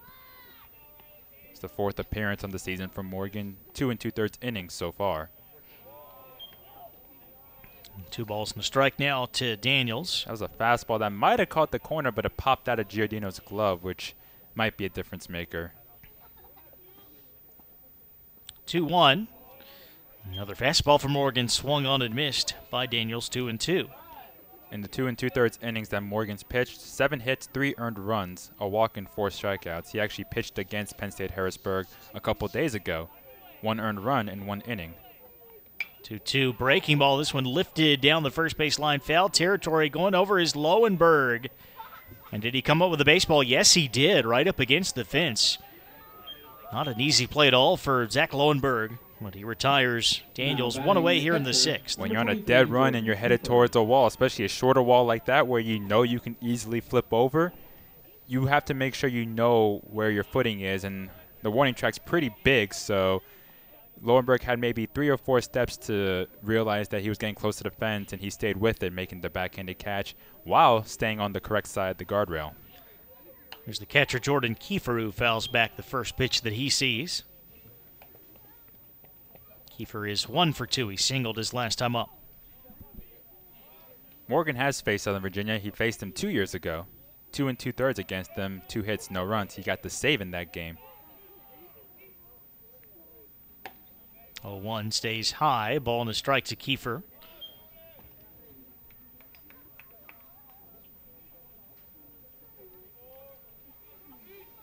Kiefer is a guy with power. He had 6 home runs last season, which was second best on the team. He gets jammed by Morgan, though. Another pop-up for Lowenberg. This one a little bit more routine. And just on the foul side of the chalk, he puts that away for the second out. Now batting the center fielder, number 34, Cannon First, Anderson. Morgan got Daniels to reach out and hit one off the end of his bat. Then he gets Kiefer to get jammed on the pitch inside, and both have the same results, pop out and foul ground to first. So here is the center fielder, Camden Anderson, with nobody on and 2 away. It's a piece of the first pitch fastball, grounding that foul. Anderson 1 for 2 with an RBI single. Came back in the second inning. First run of the game with Riley Daniels scoring on the play. And fastball ends up in the dirt, a ball and a strike to Anderson. So 1 in the second for the Knights. Generals got all 3 of their runs so far in the third, and a 3-run fifth for Southern Virginia to regain the lead. And that was after they had scored 1 in the fourth. Breaking ball lands at the knee. Strike 2 called to Anderson.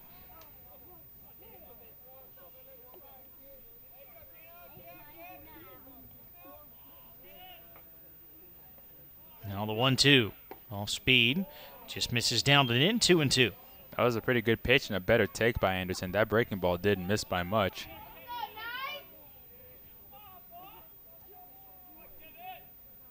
Morgan working quickly here. The 2-2 pitch back to the fastball. That is lined out into right center. It's going to get down for a base hit, and it's booted a bit by Monson. It was a big turn already by Anderson, and he is able to make it easily to second after a bit of a misplay by Monson. Giardino won that pitch on the outside corner, but instead Morgan threw fastball right over the heart of the plate, maybe towards knee level and not quite at the hips, but it was a very hittable pitch, and Anderson, who's shown to be a good contact hitter, let alone power hitter, made sure that that fastball didn't go by because he's not going to get many pitches that hittable. And he scored his double for Anderson, his second of the season. So a runner in scoring position, 2 outs for Caleb Layden, who takes a strike at the knees. So out of 12 hits on the season for Anderson, 7 have been for extra bases. Hence the team lead in slugging percentage coming in. Layden has a couple of hits already. He bounces one back up the middle. Going to be a tough play for Volpicelli. Ranging to his right, throws back across his body, and he gets Layden by half a step. Nice play. Good glove by the rookie, Jason Volpicelli, to bring the 6th inning to an end and leave that runner stranded after Anderson's 2-out double. Still a 2-run lead for Southern Virginia. We've got the 6, 7, and 8 hitters, Whiteley, Martin, and Jones, due up for the Generals. Back for the bottom of the 6th in just a moment.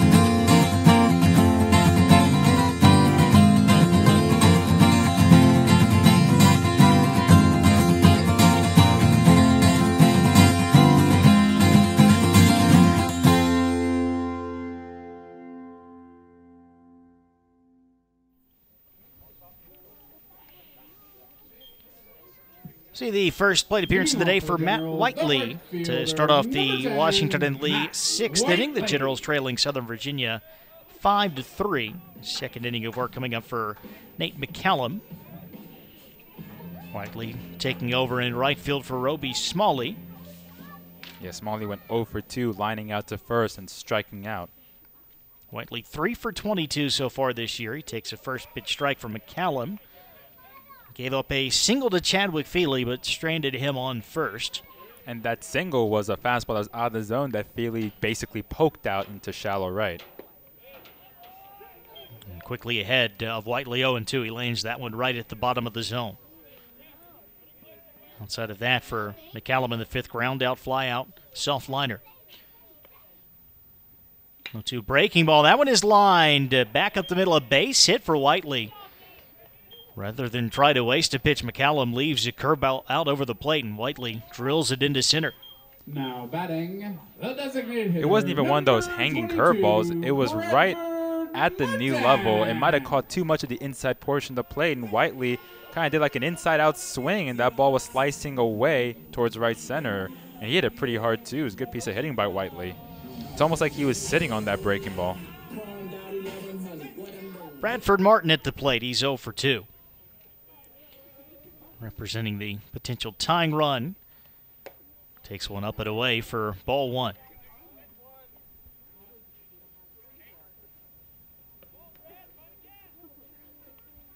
Yeah, Martin's 0 for 2 so far. He's grounded out and struck out so far in this game. McCallum misses well off the plate with the fastball, so it's 2-0 to the Generals rookie DH. Yeah, and McCallum throws a lot harder than the starter did, Hodges, so we'll see how these younger players can adjust to the higher velocity from this pitcher, McCallum. 2-0, grounded to the left side. That's a base hit. Martin finds the gap between third and short. Back-to-back singles for the Generals to start off the sixth inning. He actually swung a little bit early. It looked like an off-speed pitch from McCallum, but basically Martin got enough contact on it. He found the hole in the left side, so gets the base hit. And the tying run now is on base. Matthew Jones will be the batter. Jones is 0 for 2. The Generals maybe think about a sacrifice here. The corner infielders, Morin and Critchfield, coming about halfway in. And now the catcher going out to have a word. Kiefer will chat with McCallum. Second baseman Kay over to have a word as well. Want to make sure that everybody's on the same page defensively. Well, the Generals had a runner on second with nobody out back in the third, and Volpicelli surprised the defense with a bunt. So I think the corner infielders will be a lot more wary here with nobody out. Maybe more small ball being played by the Generals. Jones just 1 for 15 so far this year. Another step or two in for Morin and Critchfield, and Jones does square around. Lays a bunt down, but it goes foul. Yeah, he was late on that fastball trying to bring the bat down on it. So the worst thing that could happen to a batter is to fail twice on a bunt and then end up being retired without advancing the runners. I still think the sacrifice is going to be on. So do the Knights, with Morin and Critchfield both on the infield grass. Oh, Jones swinging away the runners. The ball is grounded to short. It is fielded by Daniels. His only play is to Critchfield at first, so that'll get the job done. Not officially a sacrifice for Jones, but the Generals get aggressive on the base paths, and they get both runners into scoring position. That works just about the same as a sacrifice bunt. It's interesting because both runners went, and I think it caught the middle infield off guard, and nobody was covering second base. You would think that at least Kay or Daniels might try and cover second if the catcher makes a throw, but with the ball being hit and nobody covering second, Daniels could not try and start a double play. He looked at second, but Kay was not going to win a foot race with Bradford Martin to the bag there.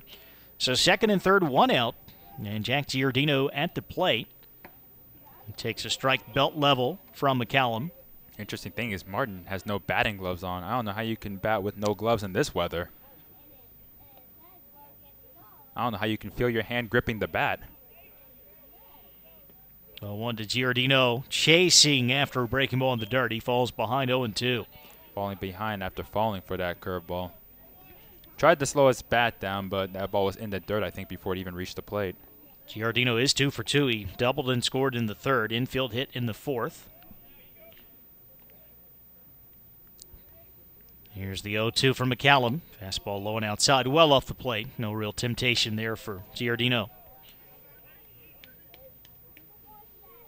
Back-to-back singles for Matt Whiteley and Branford Martin to start this inning. The Generals down 2. They are at third and second, respectively. With one away, here's the 1-2. That hits him. Breaking ball that just got away from McCallum. And the bases now loaded for Washington and Lee, with the lineup turning over and Jason Volpicelli coming to the plate. That's a really tough one for McCallum because he had Giardino chasing a bad breaking ball in the dirt, so he knew he had an option there, multiple options to try and get his man. But instead, his curveball after that gets away and it hits Giardino. And not only are the bases loaded, there's still one out, and you got Volpicelli, one of the better contact hitters for the Generals, coming up. I think it's a good time to have a meeting at the mound to try and calm McCallum down in a tense situation like this with the bases loaded. There is a right-hander warming up in the Southern Virginia bullpen. And our little kid here in front of us is still warming up and running around the bleachers. It is Brian Smith, the Southern Virginia pitching coach, who had the same role here at W&L for 9 seasons under Jeff Stickley. As you suspected, just a word with McCallum, trying to settle down the young relief pitcher. 5-3 Knights here in the bottom of the 6th inning, but the bases loaded for the Generals with one away as Volpicelli stands in. It's a battle of opposing sevens. We'll see which 7 comes up lucky. Volpicelli takes a fastball that must have been a little bit outside, did not miss by much. Jason had a hit earlier in the game, back in the third, and a run scored. That was that bunt single. He's also flied out a couple of times. It's interesting, the corner infielder is still playing in on Volpicelli. 1-0, that is flied out, fairly shallow center. Whiteley's going to try to tag here as the ball is caught by Anderson. It is deep enough to get the run in. The throw comes to the shortstop instead. So it's a sac fly for Volpicelli. Matt Whiteley scores, and it's 5-4. The first baseman, number 19. Volpicelli is a guy you can rely on to not do too much, and he just got the job playing simple, bringing a run in. Obviously, you would like to possibly move everybody else up and have 2 runners in scoring position because you're still down by 1, but sometimes you got to work your way up small piece by small piece. 7th RBI of Volpicelli's young career. First and second, 2 down for Zach Lowenberg. He goes after the first pitch and hits it to pretty much the exact same spot in center. That should end the inning. It does, as Anderson makes the catch. So the Generals load the bases with 1 out, get just the 1 run across. It comes on 2 hits. There were no night errors. There are 2 left on. Southern Virginia 5 and Washington and Lee 4. We'll be back with the 7th inning here on WLUR All Access.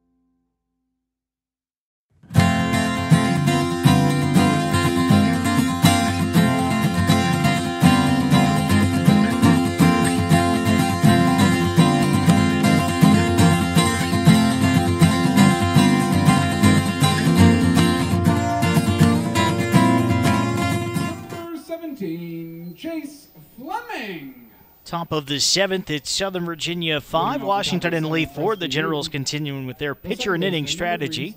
And next up is Chase Fleming, the first-year left-hander from Pennington, New Jersey, making his third appearance. He'll face the 2, 3, and 4 hitters, starting off with the second baseman, Stetson K. First pitch from Fleming, misses up and outside. Yeah, Fleming coming in for Morgan, who did a solid job last inning through one mistake, which led to a double, but he took care of it very quickly with a ground out after that. 1-0 to K. Outside for ball 2. You know, Fleming kind of stumbled there on the follow-through, trying to get his footing, making his third appearance of the season. His longest appearance was against Ferrum, when he allowed 1 run on 1 inning on 2 hits. 2-0. That's over the plate, but low, ball 3 to K, who is 1 for 3, doubled and scored his last time up. And K took that pitch all the way as well. In fact, I don't think he was done wagging the bat behind his head before the pitch came. 3-0. That is upstairs, so a 4-pitch walk to start off the 7th inning for the Knights. Now batting, the designated hitter, number 27. Right now for the Saunders. Generals, it's just a matter of sustaining this 1-run deficit. Don't want to fall further behind. Generals have had their opportunities on offense, and I mean they scored the 1 run last inning and 3 in the third. If they keep the hitting going, they need help from their pitching in order to sustain this deficit so they can eventually go back out front. Lefty-lefty matchup now for Fleming as Ryan Saunders stands in. He shows bunt, pulls it back. Fleming is yet to locate the strikes on that one, misses high. Through 6, 5 runs on 11 hits, 1 error for the Knights. 4 runs on 9 hits, 1 error for Washington and Lee. And out of the Generals dugout emerges Ted White. And when you're only pitching 1 inning, it makes sense to have Ted come after Chase only threw 5 straight balls to start off. So probably trying to calm him down a bit, and means the first-year player as well might have to settle in a little bit against this team and at least locate the strike zone, even if that means possibly taking a bit off the fastball or whatever it may be. Generals set to open up ODAC play at Hampton Sydney with a doubleheader Saturday, but they are back home for a pair of games next week. ODAC contest against Eastern Mennonite at 4 o'clock on Wednesday the 14th. And then one of Southern Virginia's Capital Athletic Conference foes coming here next Thursday. Saints of Marymount at 4:30. Start both of those games coming up for you on WLUR All Access. So Coach White has said a few words of encouragement to Chase Fleming here after the leadoff walk in a first pitch ball to Ryan Saunders. 1-0. There is a strike as again Saunders squares around. Paul Niven charging down the third base line. It was a breaking ball from Chase, too, that found the strike zone. So not able to find the zone with the fastball, but able to use the curveball and find the knees. 1-1. Pitches in the dirt. The runner takes off. It is ball 2 to Saunders, and Stetson K makes his way down to second.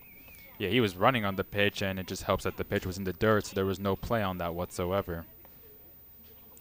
Now, one thing in the favor of the Generals, just looking ahead, is that since their midweek game today is on a Tuesday, they have until Saturday to rest their pitchers. They've done a good job maintaining their pitching staff through this stretch of many games within a short period of time, but it helps. 2-1 is fouled back. So 2 balls and 2 strikes to Saunders, who's 0 for 2. And Wonka ground out and a strikeout so far for the senior from Christiansburg, Virginia.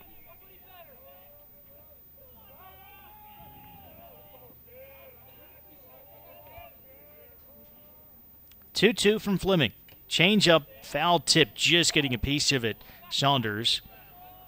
And it's off the body of Giardino, so the at bat will continue.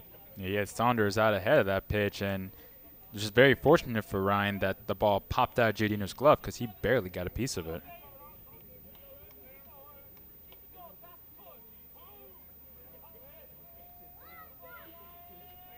Runner on second. Nobody out. 2-2. Stays inside. Saunders thought about it, but kept the bat on his shoulder, and the count is full. I don't know how you can take a fastball that close to the zone, right on the corner, down and in. Batters love to hit, power batters at least, like to hit pitches on the inside and pull it. And it was a good pitch by Fleming, just a bit off the plate. 3-2. Knights seeking to get the run back after the Generals pulled within one in the bottom of the 6th inning. Here's the payoff from Fleming. Change up, pop back foul. Lands on the top of the press box here. That was an off-speed pitch that stayed up. Giardino wanted that pitch on the outside corner, and instead it stayed up and a little bit in. And it might have been fortunate that it sort of jammed Saunders, it seemed, and he was only able to foul it back.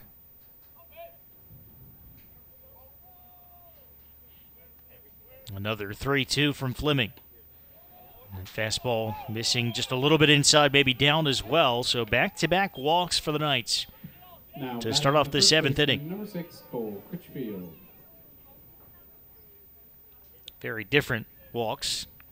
Kay got his on 4 pitches. Fleming just lost a long battle there with Saunders. First baseman Cole Critchfield at the plate. Another lefty-lefty matchup for Fleming. The corner infielders are playing in, expecting a possible bunt attempt here from Critchfield. He does square around. The runner's going, and the pitch squirts away from Giardino as Critchfield pulled the bunt back. So both runners advance. 2nd and 3rd for the Knights. Still nobody out. Not often do you see a person showing bunt while both runners are stealing. It's either both runners are stealing and the person's trying to swing, or the person's trying to bunt while the runners hold. One of the few times, though, and it's, again, fortunate that on a stolen base attempt, the pitch is in the dirt, so Giardino has no chance to get anybody out. Now the whole infield is in. That is scored as a wild pitch. Here's the 1-0. Popped up in a very, very shallow center. It's a long run for Monson, and sliding effort, he can't make the play. Trotting home is Stetson Kay to make it 6-4. That is a play for one of the middle infielders if they're not playing in expecting a bunt. Monson did his best to get there, but could not make it. It's a little bloop single for Cole Critchfield, his 3rd RBI of the game, and a 2-run lead for the Knights now. That's probably going to be it for Chase Fleming. That's just unfortunate because with an infield in, a sharply hit ground ball or a shallow fly ball are usually the 2 very big weakness points for an infield completely in. Munson had a good amount of speed, and he covered a lot of ground. It's really hard to make a play like that, and you wonder, should you let it take a hop, or should you catch it and try to throw out the runner? What can you do? And I mean, there's a lot going on in such a short time. Then Munson made a good effort, just out of his reach. So a pitching change for the Generals. We'll be back to tell you about the new hurler in just a moment. 6-4 Southern Virginia here in the 7th inning.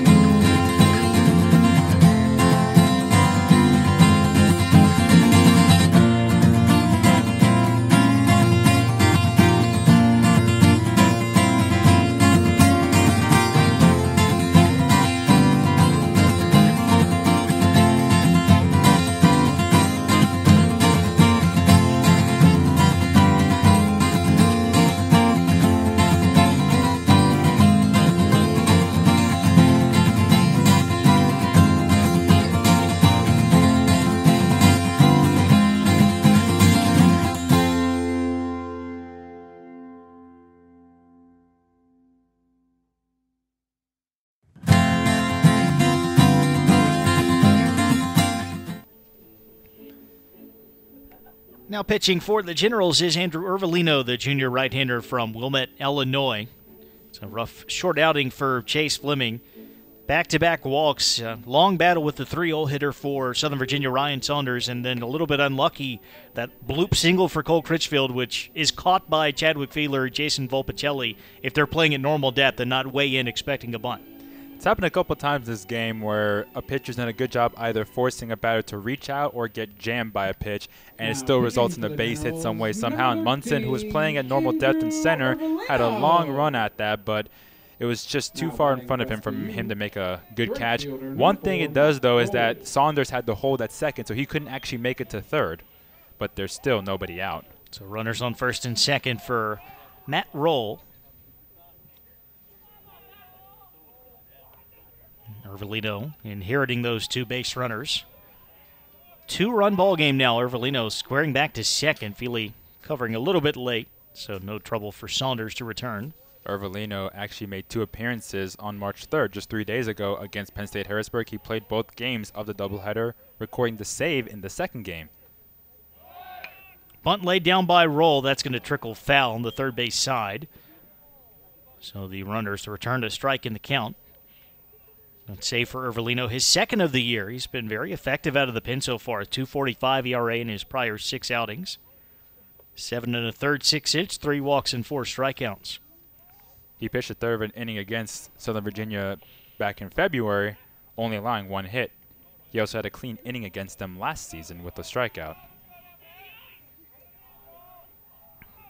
His appearance before that against them back in 2016, though, 2 earned runs in just a third of an inning.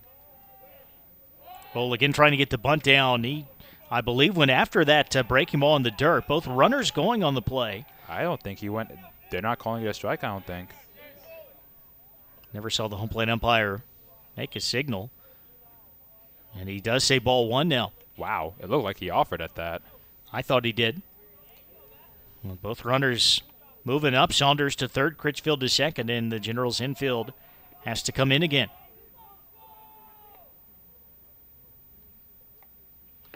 Breaking ball called strike on the outside corner, 1-2. Now to Roll.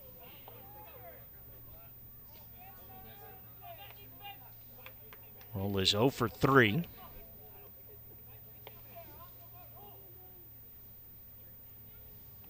Still no outs in the inning. Here's the 1-2 from Ervelino. Now there is an out. A swing and a miss on a fastball just off the outside corner. And big first out for Ervelino. It was a Now nice batting breaking third ball. baseman, number 13, Breaking from the Ryan inside Warren. portion of the plate to the outside corner, and he basically got rolled to wave at that pitch, and even at full extension, that was out of his reach. Generals infield remains in. Runners on second and third with the 1 out now for Ryan Morin.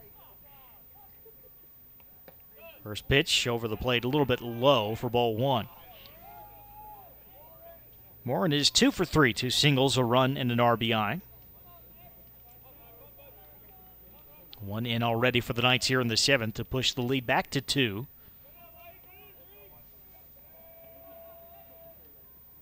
1-0. Good fastball from Ervelino. Lands it right at the bottom of the zone. Strike 1 call.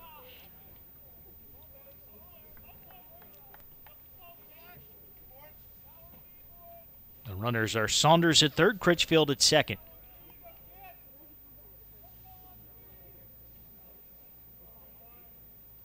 The 1-1. Off speed. Lands on the outside corner. Morin was frozen. He takes it for strike 2. Exactly right. He was expecting fastball, and that breaking ball completely caught him off guard. And again, a nice pitch on the outside corner, same one he got Matt Roll with for a strikeout. And you need a strikeout here.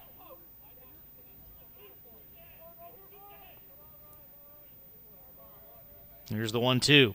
Fastball trying to goad him into swinging on one off the plate. Just a little bit too far outside the zone. 2-2.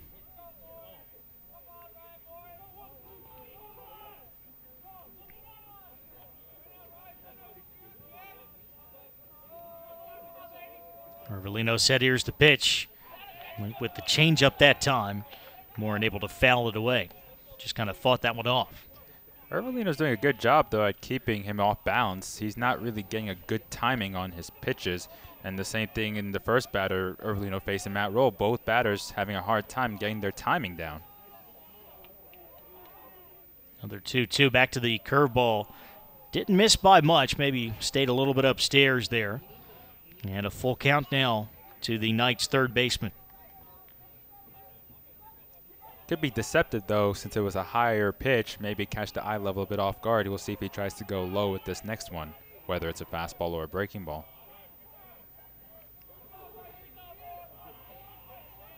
Long look in by Ervelino.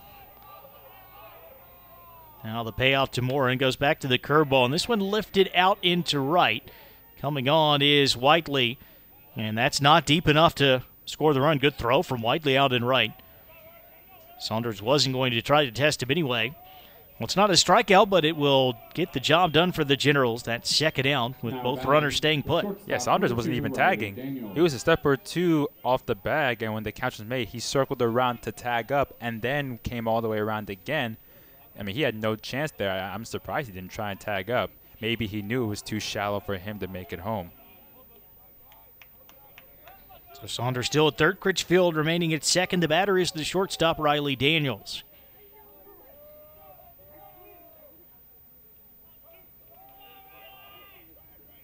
First pitch fastball, chopped away foul.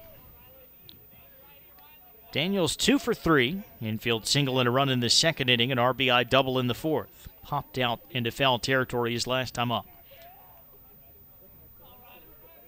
Both runners on base are in the responsibility of the previous pitcher, Chase Fleming.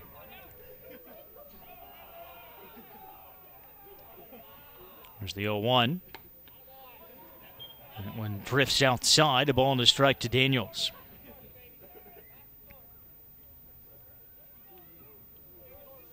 We've seen Daniels take some mighty cuts so far in this game. We'll see if he tries to keep that going. We'll see Ervelino try to continue to catch him off balance. The curveball, that one ends up on the outside corner, strike 2 call. Another really nice pitch from Ervelino. He's gotten 2 of the 3 outs he needed. Now ahead in the count of Daniels 1-2. Shaking off a couple of signs here. Finally gets what he wants. It's another curveball tailing off the plate. Swung on and missed by Riley Daniels. Excellent work from Andrew Ervelino as he gets 3 guys to go down in order. But first, a couple of walks and an RBI single from Cole Critchfield push the Knights' lead back to 2. It's 6-4 as we head to the bottom of the 7th. 3-4-5, Feely, Monson, and Diven coming up for the Generals.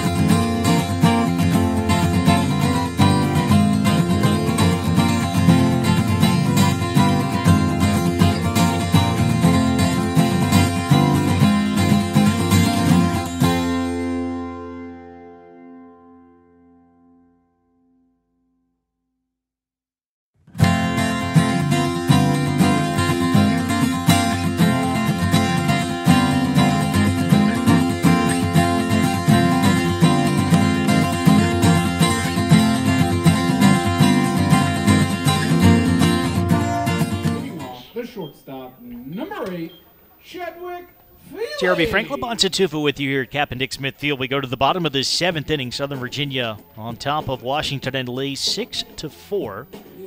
Nate McCallum returning to the mound for the Knights. Bonsa, this is the best chance perhaps for the Generals to get back in this thing. The 3, 4, and 5 hitters coming up. Well, Feely's 3 for 3 today, and he's just been an absolute hot streak. Albeit the last hit was a poke single on a pitch way outside the zone, which we rarely see Feely chasing a pitch. That was in his first at bat against McCallum. First pitch here, he fouls back out of play.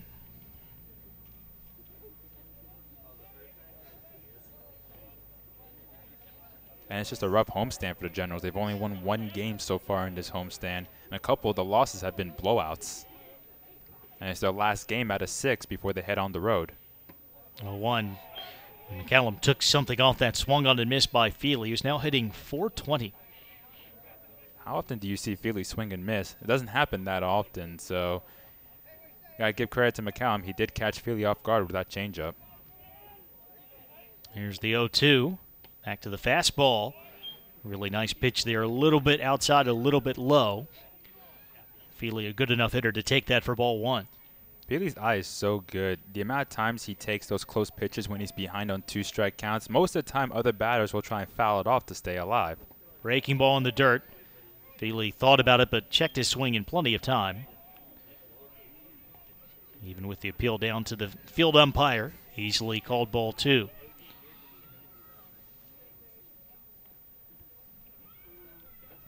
Ryan Monson, Paul Divin to follow.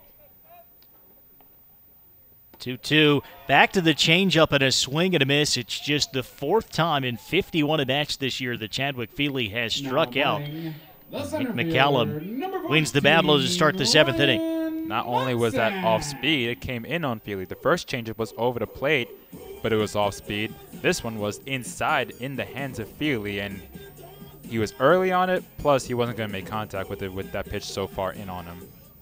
3rd inning of work for McCallum. His first strikeout comes against the Generals' best hitter. Here's Ryan Monson. Takes a fastball in the dirt inside for ball 1. Monson is 0 for 2. He walked back in the first inning. Since then, he has grounded out and flied out.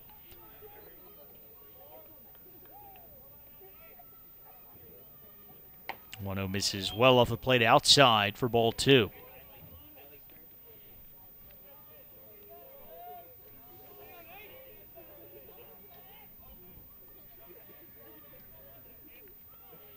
McCallum's 2-0. That is ripped past the diving first baseman into the corner in right. Out of the reach of Critchfield. Ball rolling into foul territory. Monson, a big turnaround second. He's headed for 3rd, and the throw will not be in time. It is a triple for Ryan Monson, his first of the season.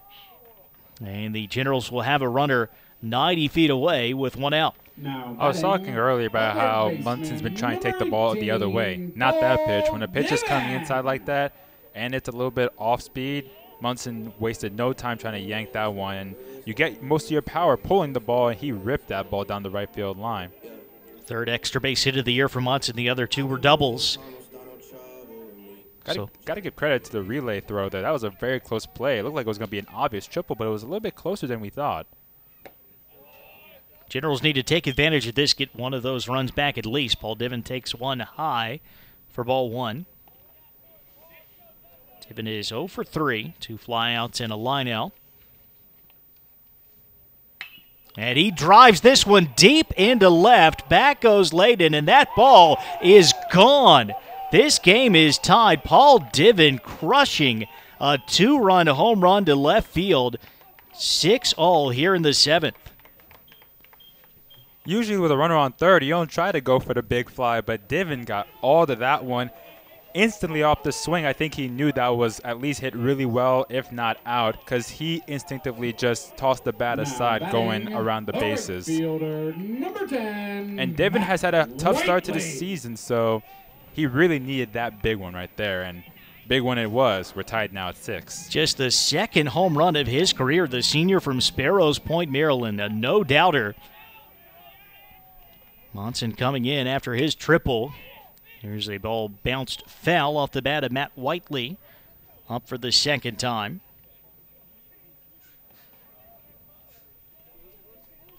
It's very impressive to hit a home run in this weather, but again, we've been talking about how the ball carries more than we expected. I don't think that ball had much carry on it. It's just Divin hit that ball so hard it was going to get out. Whiteley singled and scored his first time up. That was in the last inning. Chasing after a breaking pitch from McCallum here and falls behind 0-2. Falling behind, almost fell down to one knee on that curveball. Got a big gap up the middle. More to the second base side. 0-2. Down and away. It misses for ball 1. It's only the 4th home run of the year for the Generals. 2nd in as many games after Zach Lowenberg went yard against Penn State Harrisburg. And now Whiteley drives this one out into left center. That'll fall in for a base hit. So on an 0-2 count, Whiteley reaches out, Gets the Generals' third straight hit off of McCallum here in the 7th.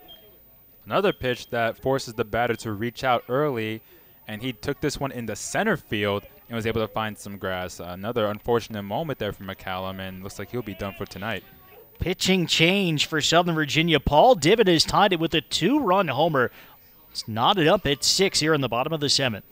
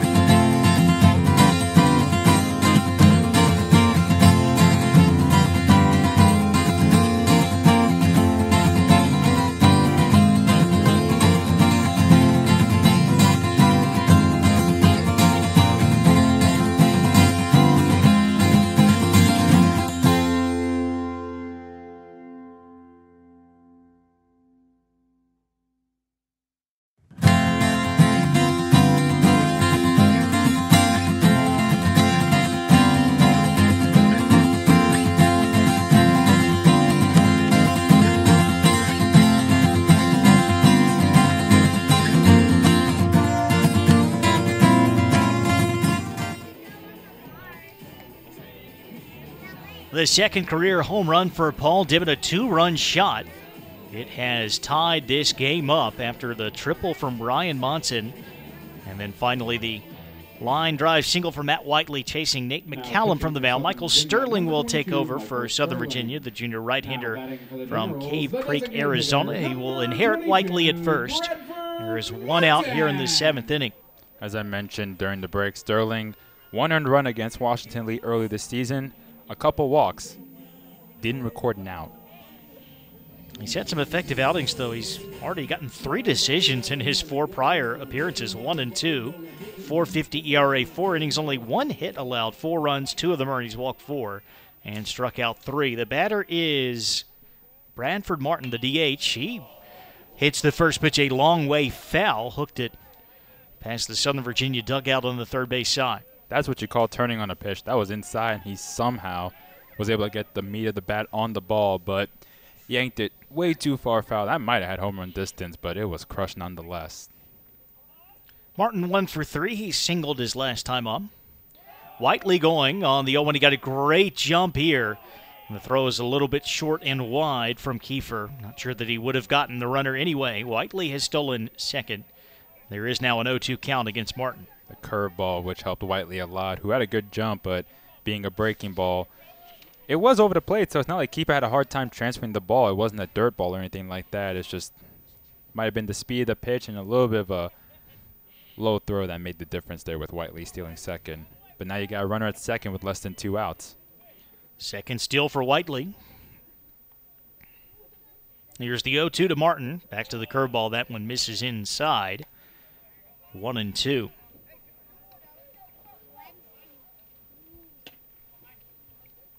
Six runs on 12 hits and 1 error for both teams now. Generals have that potential go-ahead run in scoring position. Hard fastball. Martin flies it into the right field corner. That's going to slice foul. Came around early on the first pitch of the AB. Came around late on that one. The homer by Divin, just his 3rd this season, but he's had a double and a home run in 2 of his 3 hits. And he had a good series against Penn State Harrisburg. 1 for 4. He walked. He was also hit by a pitch. He scored 3 times in that game. So just 3 hits so far this year for Divin, but what a big one to tie the game here. Martin again staying alive. He fouls another 1-2 offering back into the screen. That was a 2-run home run swing by Martin there. Just got jammed on it, and all he could do was tip it foul back. Munson's triple was the 2nd triple of the season by the Generals. The other one was by Bryce Burnett, who you probably wouldn't have expected of all people to get a triple. Part of that 5 RBI game that Burnett had against Penn State Harrisburg on Saturday. Still 1-2 to Martin. Sterling taking his time, so Martin will call for time. You know, it's nice to see that for the Generals because you get your big hits from Volpicelli, Lowenberg, and Feely. You would like to see a guy like Divin or someone like Whiteley who's gotten a couple hits to, you know, contribute on offense.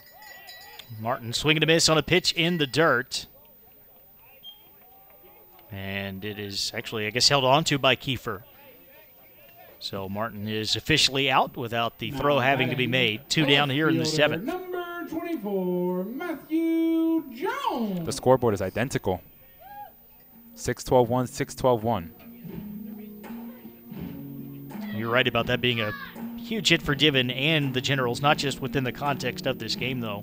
You know what you're going to get from some of the guys in the lineup, but you can't just have 3 or 4 guys producing. You have to be able to get hits to advance runners, to make plays up and down the lineup. That's why the Generals have been so good the last 2 years. They've had 9 guys who can produce. Kind of a half swing here from Matthew Jones on the first pitch from Sterling. I think he checked this swing. It was just called the strike anyway. Either way, it's 0-1. Runner on second, 2 down. And a tie ball game. Off speed. Swung on and missed here by Jones, 0-2. Jones is reared back, waiting to swing on that breaking ball, and just didn't time it right. I think he swung under it, too. He took a really big hack at it, though.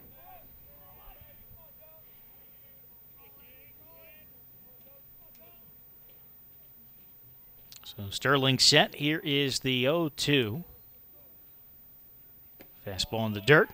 One hops into the mid of Kiefer. Ball 1 to Jones.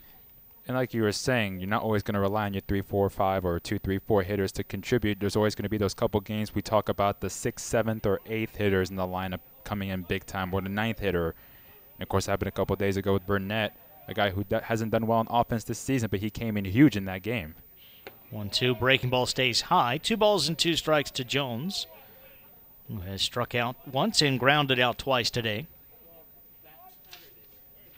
I mean, look at Giardino, number 9 hitter. 2 hits and a run scored so far in this game. And he was hit by a pitch. He's the man on deck. And come to the plate if Jones can reach to extend the inning.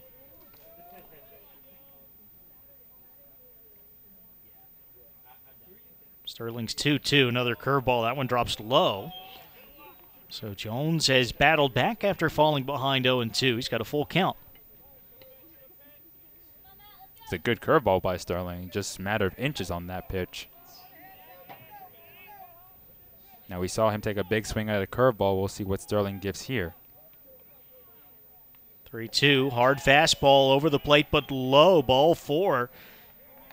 And the inning will continue. Matthew Jones Now batting, working his way into a base on balls. number 12, Good patience Jack by Jones. After that big Giardino. swing on that curveball that he missed, he was definitely probably telling himself to take it a little bit easy, and he was able to take the next couple pitches he saw and gets rewarded with a base on balls.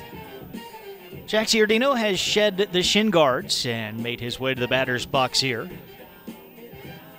Doubled and scored in the 3rd, infield hit in the 4th, and hit by a pitch in the 6th. So he's been on base all 3 times he's been up. 2 on, 2 out for the Generals in a tie ball game, thanks to that 2-run shot by Paul Divin. First pitch, changeup from Sterling, misses high. At this point in the game, you don't need like one specific player to be a hero. It's just a matter of getting people on base and keeping the line moving. And with 2 outs, runner's going to go on contact, so you don't need a big swing. A ball in the outfield can probably put the Generals ahead. Time called here right as Sterling was ready to deliver. Boy, pitchers hate that. Mm-hmm. Our fellow broadcaster, John Harashinsky, could probably explain why pitchers dislike that so much. I don't know what's worse, time being called right before you wind up or as you deliver. 1-0. Half swing and a foul ball out of play off the bat of Giardino. Might have hit his fingers as well. You don't see that often, a pitch coming so far inside that it hits the bat and the fingers of the batter. It's already been hit once. Here's the 1-1. Change up, fouled away. 2 strikes in the count to Giardino. Matt Whiteley representing the go-ahead run Standing at second with 2 down. Matthew Jones behind him at first. You got Volpicelli on deck. 1-2 from Sterling. Breaking ball. This one is hit pretty hard out into left, kind of dying out there in the outfield, but on the run, the catch is made, rolling over Caleb Layden as he secures the baseball and brings the 7th inning to an end. 2-run homer from Paul Divin ties the score for the Generals. 2 runs on 3 hits, no night errors, and 2 left on. 6 all as we head to the 8th. It'll be the 8, 9, and 1 hitters, Kiefer Anderson and Layden, coming up for the Knights.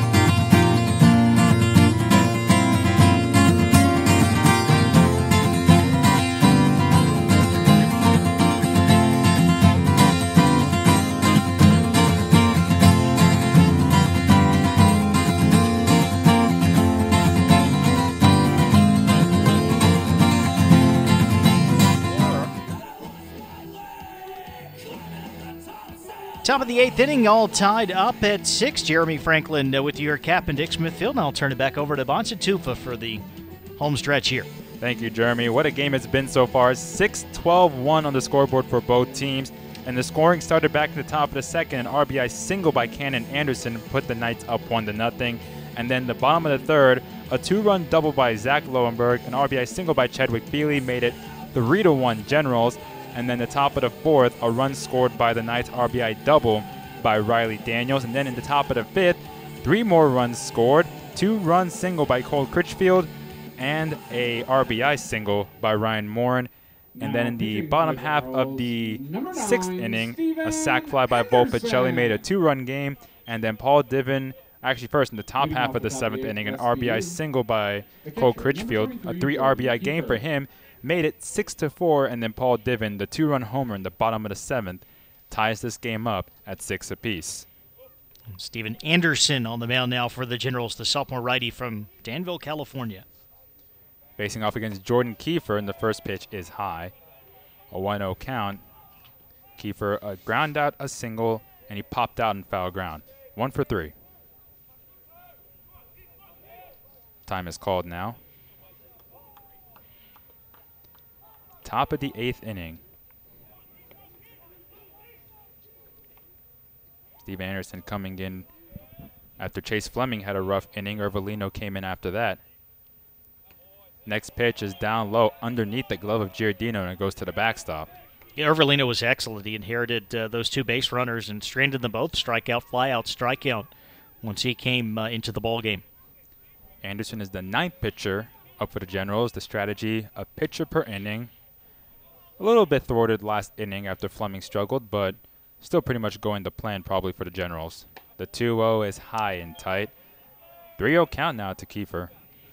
We'll see if Anderson can battle back, but this is similar to how Chase Fleming's 7th inning started, just struggling to locate the strike zone. And his first appearance was not pretty against Greensboro. Anderson, that is. The 3-0 fastball is called a strike, taken all the way, and the count is 3-1. And Anderson gave up 4 runs, 3 earned on 3 hits, and only got 1 out against the Pride. It's the first year on the team for Steven Anderson. The sophomore righty. A look in. Now here's the 3-1. And it's a strike on the outside corner. Good pitch by Anderson. He threw 3 pitches that weren't particularly close to the strike zone, but now he has worked the count full.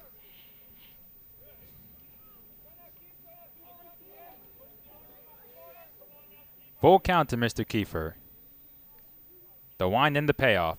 It is low, and it's a leadoff walk. A little frustrating after working your way back from that 3-0 count. We're going to see Ted White with another visit to a young pitcher. But the encouraging sign is that he did work the count full, and maybe he can settle down and get Cannon Anderson out here. Did throw a couple good pitches after the 3-0 count, the fastball in the outer half, and then the next pitch right on the outside corner, which is tough to swing at, but at the same time tough to take. And even after that one walk, that's going to be it for Steven Anderson. So he's going to head to the dugout. We'll give you a new pitcher for the Generals in this tie ball game, 6-6, as we are still on the top of the 8th. A leadoff walk by Kiefer, and coming to the plate is Cannon Anderson.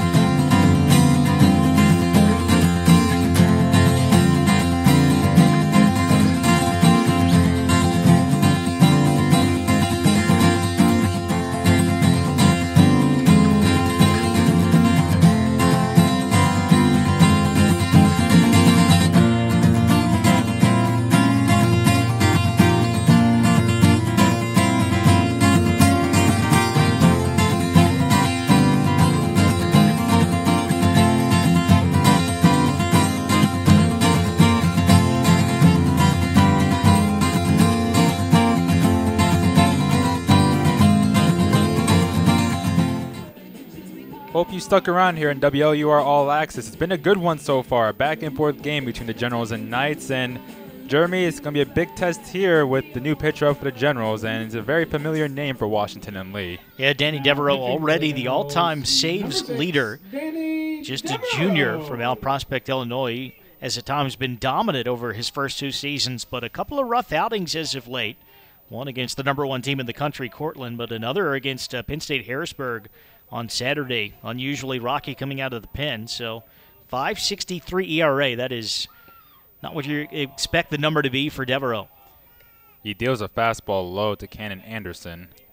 Cannon so far a single RBI, fly out, and a double. Now leadoff walk by Kiefer forces out Steven Anderson after just one batter. So Anderson will be in the responsibility of Kiefer. Here's the 1-0 pitch. Called strike on the inside corner despite Anderson checking his swing. 1-1 count. 16 innings for Danny Devereaux, and the early Tyler Murphy, who had that great long outing out of the pen over the weekend, has thrown more. 21 hits, 10 runs, 4 walks, 16 strikeouts. Divin playing in at third, Lowenberg holding Kiefer at first. A ball in the strike. Fastball ripped up the middle and into center field, and that's a base hit. The guys are hitting the ball hard off of Danny, which we just aren't accustomed to seeing. So I think that more than anything, this may be a big outing for Danny Devereaux's confidence level with ODAC play starting in 4 days. Ted White in the pregame interview said that Devereaux's kind of elevating his pitches too much. That was a fastball. It looked like it was right around the knee level, and it was just golfed up the middle. So 2 on. Go-ahead run at second base. That's Kiefer. Anderson at first. Back to the top of the lineup we go. Here's Caleb Layden. A single, a fielder's choice, a single, a run scored, and a ground out. He lays a bunt down foul behind the plate and to the left. What you expect, playing a little bit of small ball here with 2 on and nobody out. Yeah, no question. Even if Devereaux may be struggling a little bit, it's still an imposing presence on the mound. The Knights are very aware of what Devereaux's done in his career. So you're not going to take it for granted that you can hit the ball as hard off of him as Anderson just did. Devereaux recorded a save against the Knights earlier this season, an inning and 2/3, 2 hits, a walk, and 2 strikeouts. He also pitched a third of an inning with 1 hit and a walk and a strikeout against them back in 2016. Devereaux steps off, forcing Kiefer back to the bag. Kiefer was being watched by Feely. And Devereaux is the 10th pitcher for the Generals now in this game. As the little kids continue to run around, the count is 0-1. Corner infielder is playing in the grass and creeping in, especially Lowenberg. Bunt is popped up behind the plate off the roof and out of play. And when those bunts get popped up like that, you hold your breath for a second because the last thing you want to do is bunt into a pop-out. 2 strikes in the count. Presumably, that's going to take the sacrifice off the table here for Layden. And generally, when you butt into a pop-up, that means the pitch was elevated, and that might be why Giardino's having a talk with Devereaux on the mound. Now Giardino heading back behind the plate. So an 0-2 count with 2 on here in the top of the 8th.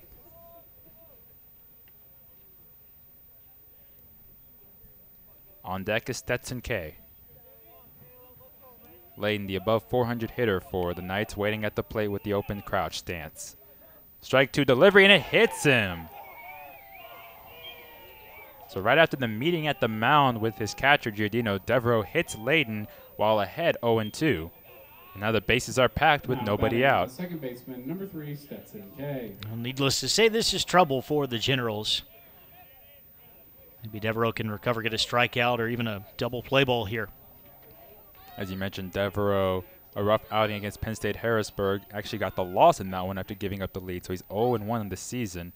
Here's Stetson K, who takes a fastball on the outside corner for a strike. Stetson, a ground out, a fly out, a double, a run scored, a walk, a couple stolen bases, and a run scored. Put it simple, he is 1 for 3. Corner infielder still in. That breaking ball didn't move much at all. It stays high and tight, and a 1-1 count now to Stetson. Leadoff walk by Kiefer, single by Anderson, Layden hit by an 0-2 pitch. 6-6 ball game here in the top of the 8th inning. Devereaux coming in for Steven Anderson after Anderson allowed a leadoff walk to Kiefer. So Kiefer at third in Anderson's responsibility. Anderson at second, Layden at first in Devereaux's responsibility. 1-1 delivery is a curveball poked and popped up in the air right side the infield. It's Lowenberg coming in to make the catch, and a much needed first out. Much needed out, and the ball stays on the infield, so no chance, of course, for the runners to advance there. That's got to be frustrating for Stetson with the base loaded, nobody out. Hitter, number 27, Ryan Saunders. Either put one in the grass or put it out in the outfield. Yeah, you don't want to strike out. You don't want to pop out. The only thing worse would have been to ground it to something like a 5-2-3 double play. So 1 out. Middle infield in double play depth. Corner infielder still in. And now here's Ryan Saunders. Devereaux's first pitch. Fastball. A bit outside. Saunders, a walk, a ground out, a strikeout, and a walk. 0 for 2. Around the horn, Kiefer, Anderson, and Layden from third to first. 1-0 delivery is a ground ball, second base side. Volpicelli backhands it, flips to second for 1. Felix relay to first, 2! And a big double play. The Generals couldn't ask for any more. A 4-6-3 double play. They get out of the bases loaded jam, and we remain tied at 6 as we head to the bottom of the 8th inning.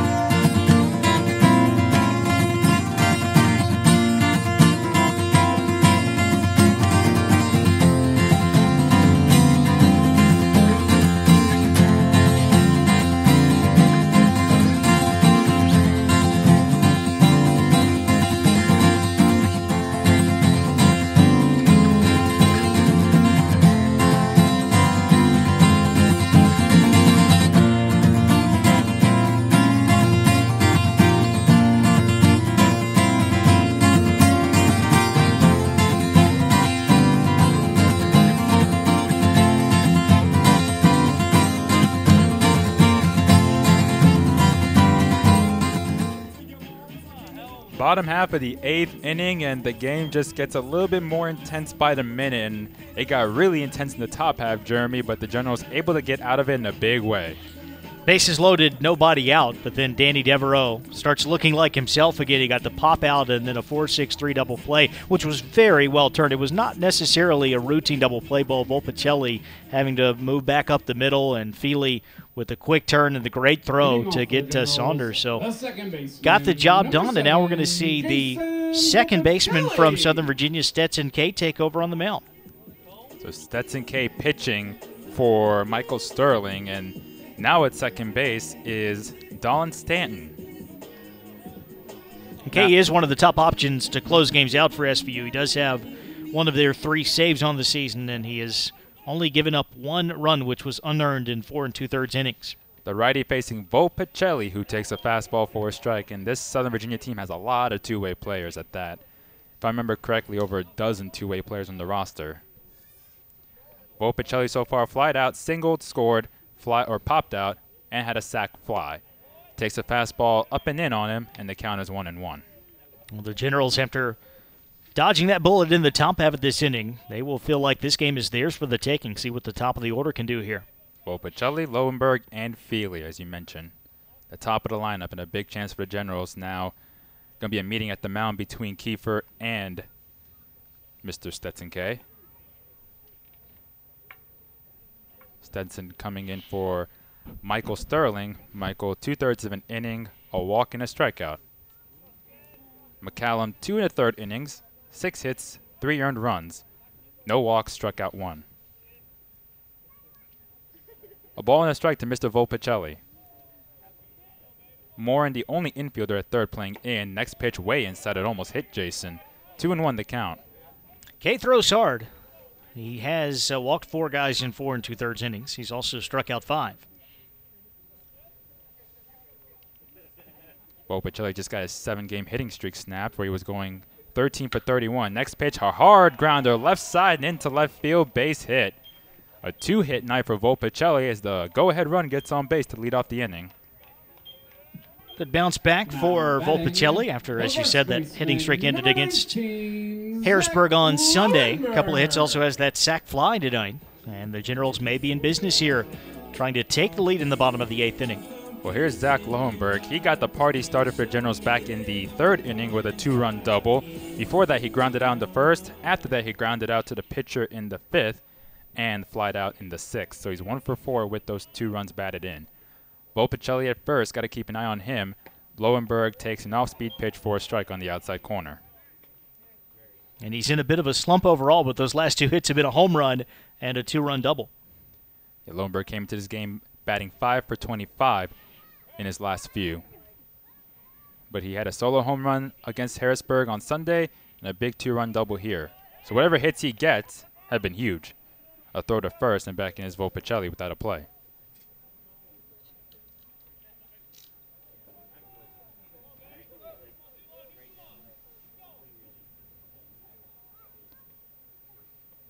Stetson K resting the glove on his chest.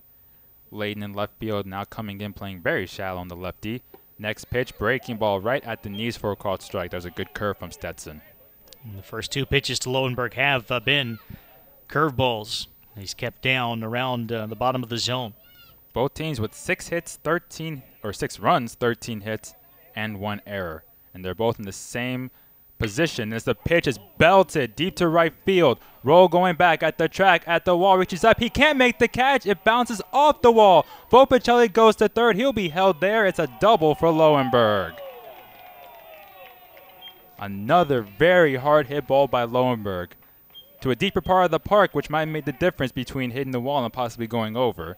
But now you got 2 in scoring position with nobody out. Number 8. Okay, had thrown those 2 beautiful breaking balls that Lowenberg had taken for strikes 1 and 2, and then he just leaves a fastball right out over the plate, and Lowenberg punishes him for it. Infield will come in, but Chadwick Feely, the man at the plate, has a chance to put the Generals in front. Now Feely's the hottest hitter for the Generals, 3 for 4, but he did strike out last time up, which is a rare sight if you've been following the Generals for the past 3 years.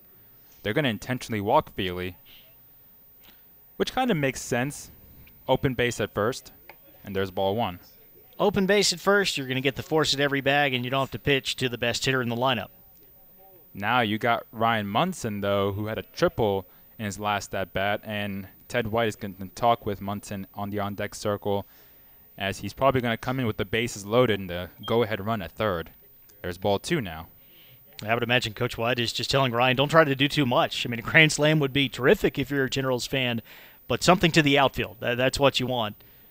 Whether it's a base hit or a sac fly, whatever you can do to get that go-ahead run across home plate. And that's what the Knights were unable to do in the top half of this inning. With the bases loaded, nobody out, they came up empty with a pop-out and a ground ball double play. Balls 3 and 4 have been thrown, and Feely takes his base. So now you got Volpicelli at third, Lowenberg at second, Feely at first. And we talked about the top of the lineup because coming huge. A single by Volpicelli, a long double by Lowenberg, and now Feely's intentionally walked. Ryan Monson had such a terrific rookie season for Washington and Lee. 39 RBI, second on the team behind the 40 that the senior catcher, Corey Payton, put up. He's got 4 so far this year. But they are loaded up for the sophomore from Frisco, Texas. And the fastball to him just misses a bit inside. And a 1-0 count to Ryan. As I before mentioned, tripled back in the 7th, scored on the Divin 2-run homer, and Divin's waiting on deck. So bases packed, nobody down here in the bottom of the 8th in the tie ball game. The 1-0 to Munson. And that's a strike. Similar spot, this one caught more of the plate, and the count is 1-1. I still think that's a good take for Monson. That was not a pitch he was going to be able to do a lot with. Munson's triple, pulling one down the right field line into the corner.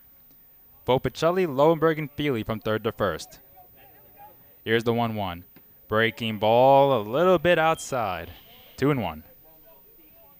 Good eye. That one did not miss by much. Well, now Monson's ahead in the count.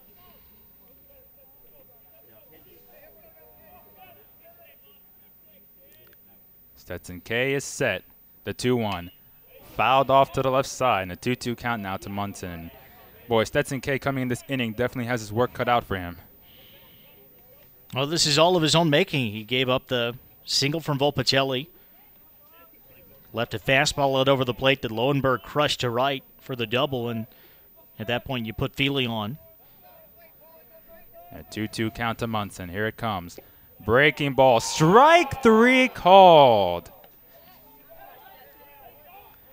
That's a tough one. That was awfully close Now batting to the edge of the zone. Monson obviously frustrated, but a huge, huge strikeout for Stetson K. Now you're in a position where the double play ball, and we saw the Generals turn one in the top of this inning. Double play ball would end this threat.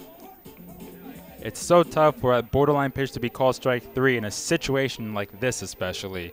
So here's Divin, his last time up, a 2-run homer to tie the game in the 7th. Before that, he lined out twice, and he flied out. Bases packed, 1 down, 6-6 ball game here in the bottom of the 8th. K's pitch. It is outside. A ball, no strikes. Went right back to the curveball, but couldn't find the zone there. It was the second career home run for Paul Divin his last time up. He just drilled one over the left field wall. Contributing to the team in multiple different ways in the last couple of games. The 1-0. Swing and a miss. That was an off-speed pitch that Divin fell for. And that was a home run cut. Mm-hmm. And again, same thing with Monson. I know you just homered, but if you're Paul Divin, just put this ball to the outfield and give the Generals the lead. That ball dipped at the last second. 1-1 delivery. Fastball, ground ball, right side. That should score the run. Ball fielded by Stalin, and he makes the play. Or Dalton Stanton, pardon me. Makes the play, and scoring on the run is Volpicelli, and the Generals go ahead. Now batting. Well, he didn't quite get the ball to the outfield, but number 10, got the RBI. Whiteley. Just a slow roller. Absolutely no chance for the Knights to turn 2. Boy, you'd love to see one more hit for the Generals here. Matt Whiteley coming to the plate.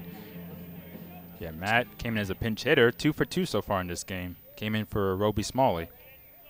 Lowenberg now at third, Feely at second. Generals up 7-6. Stetson's first pitch, a high chopper over the mound. Tough play, charging in is Daniels. He fields it, throws to first on the run. Not in time. Lowenberg scores. Play back at third. Feely gets back to the bag, and the Generals now lead by 2. Well, Matt Whiteley, how about the game he's had coming off the bench, 3 for 3, and that was just all hustle. It was not an easy play at all for Daniels on the chopper that he had to charge. Whiteley was just determined to beat that throw out, and because he does, he gets that RBI, and the Generals get that insurance run. An infield single to provide some much-needed insurance, assuming Devereaux is coming back out for the save, and you have to imagine he will. Okay, what have we seen from the Generals in the last 2 at-bats? RBI ground out infield RBI single. Not a grand slam, not a bases clearing double, but effective to give Washington and Lee the lead in the late innings. Feely at third, Whiteley at first. Here is Bradford Martin, who takes a pitch low, and Martin took a mighty swing last time up and hit a long one, but it was foul. He ended up striking out in that at bat. He is 1 for 4 with 2 strikeouts, a single, and a ground out. 2 down here in the bottom of the 8th. There goes Whiteley. Nope, he bluffed, and the pitch is a strike. 1-1 count. Whiteley did steal a base earlier in this game. Whiteley's had an at-bat in the 6th, the 7th, and the 8th. He's gotten singles in all those at-bats. And scored a run in the 6th inning to go along with the RBI that he just picked up. Here's the 1-1 delivery. It's a breaking ball that Martin takes low, 2-1. So the inning started off with a leadoff single by Volpicelli. Lowenberg a long double in right center field. Feely got intentionally walked. It didn't work out, though, for the Knights. Munson did strike out looking. RBI ground out by Divin. RBI single in the infield by Whiteley. The 2-1 pitch to Martin. Check swing, and that pitch barely missed. Maybe a little bit high, maybe a little bit outside, but the count is 3-1 now to Mr. Martin. And you got Matthew Jones waiting on deck. Middle infield looking for a double play. It's just a matter of damage control. The 3-1's a fastball right down the middle for a strike taken all the way. It's a full count. So now you're going to see Whiteley go with a 3-2 count and 2 down. Martin back in the box quickly. Stetson is set now. There goes the runner. The pitch is outside. Not by much, but it's a walk. Not by much is right. That was a great take by Martin. The left fielder, number 24. Maybe a chance for the Generals to add to the lead now. The bases loaded again with 2 down. So now you got Feely at third. Whiteley moves up to second. Martin at first. And here's Matthew Jones. Jones is 0 for 3, but he worked a walk last time up. I believe he was down 0-2 in the count and came back to get the base on balls. 2 down, bases packed again. K's pitch. Fastball at the knees, called a strike. Yet Jones took a mighty swing on one of the curveballs. And after that, showed some nice patience, eventually drawing the walk at the end of that plate appearance. Strike 1 count to Mr. Jones. Here it comes. Breaking ball, that stays a little bit high. A ball and a strike. It's 8-6 Generals here in the bottom of the 8th. Knights, by the way, will have the middle of the lineup to up in the 9th, starting off with Cole Critchfield. 1-1 count. Pitch in the dirt. Nice backhand by Kiefer to hold that one. 2-1. It really was. That pitch easily could have gotten away from him, and if it does, Chadwick Feely would have made it a 3-run game. Jack Giardino waiting on deck. He's had a good night so far. He's got his catcher's gear on just in case the inning does not continue. 2 balls and a strike to Matthew Jones. Here it comes. Tipped foul. That was a big swing by Jones. Pitch came in on him, and now it's a 2-2 count.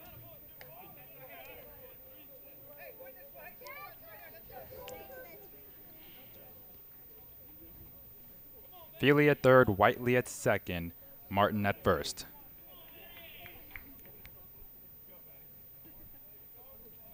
Two balls, 2 strikes to Matthew Jones with 2 away. And the Generals up by 2. K's delivery, swing and a miss. Blew the fastball by him. And the inning comes to a close. 8 batters up in that inning for the Generals. 2 runs, 3 hits, no errors, and they leave them loaded. But the big thing, the Generals are in front, 8-6. RBI ground out by Paul Divin. RBI infield single by Matt Whiteley. We'll see what the Generals can do. We'll see if Devereaux can close the game out and record the save as they lead 8-6.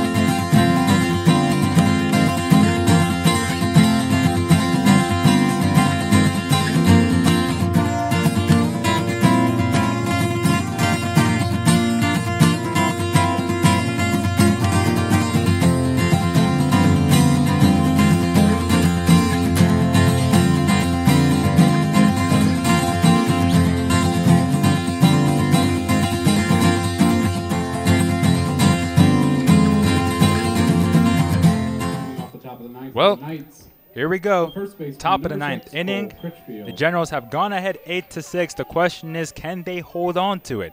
It's been a struggle for them the last couple games to hold on to that lead, and they need Danny Devereaux right now to close this game out and get the win against the Knights.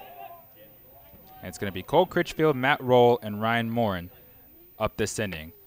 Devereaux's first pitch is a tailing fastball outside. A ball and no strikes. Devereaux inherited a runner when he came on in the 8th inning, gave up the single, hit a batter, but then the pop out in the double play. So hopefully that's trending in the right direction for Danny and the Generals here. Fastball up high, 2-0. Generals going ahead in the 8th. RBI ground out by Divin. RBI infield single by Whiteley. So right now Stetson K will be responsible for the loss if this game ends with the current result. Next pitch barely misses inside. Now you got a 3-0 count. Last inning started off with a leadoff walk, and it could have cost the Generals dearly. Here's the 3-0. Fastball at the knees. That's a strike. 3-1. Critchfield is 2 for 4, 2 singles and 3 RBI today. Devereaux with the glove in front of his chin nods yes to a sign. The 3-1. Swing and a miss. Ball dipping below the bat. It was actually tipped into the mitt. Nonetheless, the count is full. 8 runs, 15 hits, 1 error for the Generals. 6 runs, 13 hits, 1 error for the Knights. Payoff pitch to Critchland. Ground ball towards the second base side. Long run from Volpicelli. He can't get it. It's underneath his glove and in the right center field for a base hit. Now you got the tying run coming to the plate. Now batting the right fielder, number 4. And it's Devereaux's game to lose right now. It's his game to lose. It's his game to win. Yep. Battled back from being down 3-0 against Critchfield. That ball just snuck out of the reach of Volpicelli. Not really all that hard hit. But it does, as you said, bring the tying run to the plate for the Knights here. Here's Matt Roll. A strikeout, 2 flyouts to right, and a strikeout. So 0 for 4 on the day. He takes a fastball high and tight, and there's that elevated fastball that's been hurting Devereaux so far in the last couple appearances. Yeah, we're still seeing him not be able to keep the ball down, keep the ball in or around the strike zone. Maybe to the point of whether he can just force soft contact. The 1-0 pitch, that's not soft. A hard liner that falls into left field for a base hit. Back-to-back singles to start out the 9th, and the tying run is now on base. Now batting the third baseman, number 13, Ryan Morin. Another pitch over the plate. And of course, Devereaux, if you exclude the 1 out he recorded against Ferrum in the 9th, his last 2 appearances against Cortland and Penn State Harrisburg, which are 2 offensively lethal teams, 10 earned runs.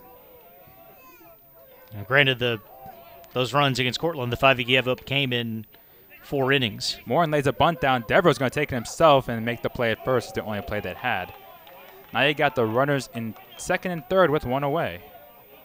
Morin gets the job done with the sacrifice bunt. Now Yep. batting the shortstop, number 2, So Riley that's Daniels. exactly what the Knights were looking for. Now, interesting decision here for the Generals. Do they think about putting Riley Daniels on here to get the force back out? I would imagine probably not, with the Knights as the visitor and the Generals in the lead. And Kiefer on deck is just as lethal as Daniels can be. Second and third, 1 away. Fastball outside.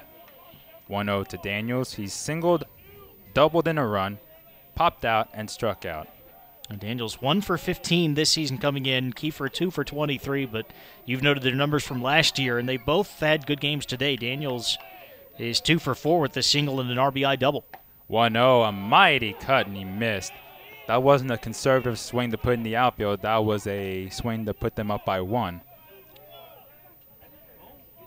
And instead, it's strike 1. A ball and a strike to Mr. Daniels. Divin playing in at third to a guy who can hit the ball really hard. The pitch. Check swing. He did a nice job holding up. That pitch was high, and the count is 2-1. With as hard of a swing as Daniels has, I don't know how you can check it like that. Besides Divin at third, everybody else in the infield playing 3/4 back or deeper. The 2-1. Inside. Daniels turned away from it, and it might have been the difference between a hit batter and a 3-1 count.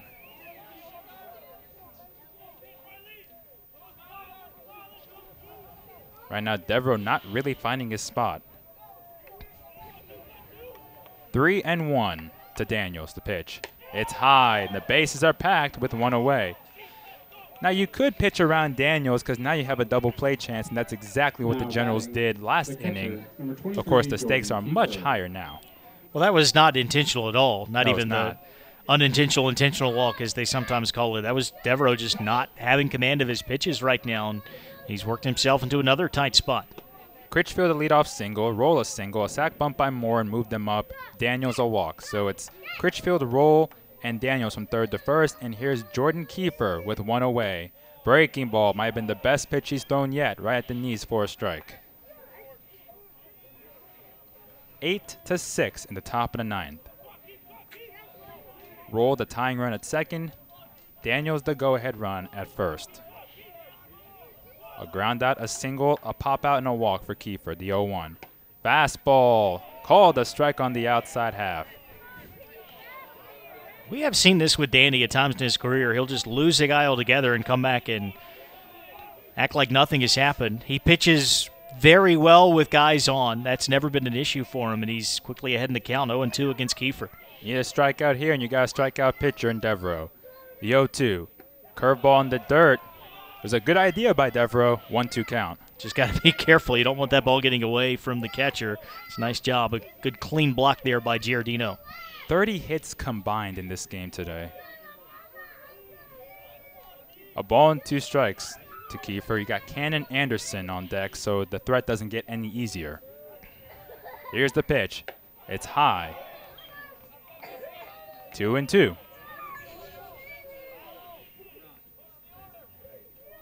As we just eclipsed 3 hours of game time here. Coming down to the wire. Bases loaded, one down, top of the ninth, 8-6 Generals, and a 2-2 count to Kiefer. The pitch. High and tight. We go from 0-2 to 3-2. Those were not necessarily bad misses by Devereaux like we have seen earlier in this outing and over the last few games. But he's got to throw a strike now. Nowhere to put him. The 3-2. Inside. And Kiefer bats in a run with a walk. Now it's a one-run game. Now batting the center fielder, number 30. And now you got the best slugging hitter coming up to bat. And it's Cole Critchfield scoring on that bases-loaded walk to make it 8-7. Anderson today 3 for 4, 2 singles, a double, and RBI. Total of 7 extra base hits on the year. He is the Knights' leader in slugging percentage. Tying run at third, Matt Roll, the first pitch. It's a blooper over the glove of Devereaux. Feely has it, steps on the back, throws to first. 2, double play, game over. Well, that was about the most conveniently placed ground ball you can possibly have. That ground ball was right over the second base bag. Feely gloved it while stepping on the bag, got the out of second, threw a perfect relay to first to retire Anderson. And just when things did not look pretty, the Generals able to pull it off again. Back-to-back innings, a bases-loaded situation, and it ends both with ground ball double plays. Now, we're going to take a break, and when we come back, we'll close out the night for you as Devereaux closes out the game with an 8-7 victory.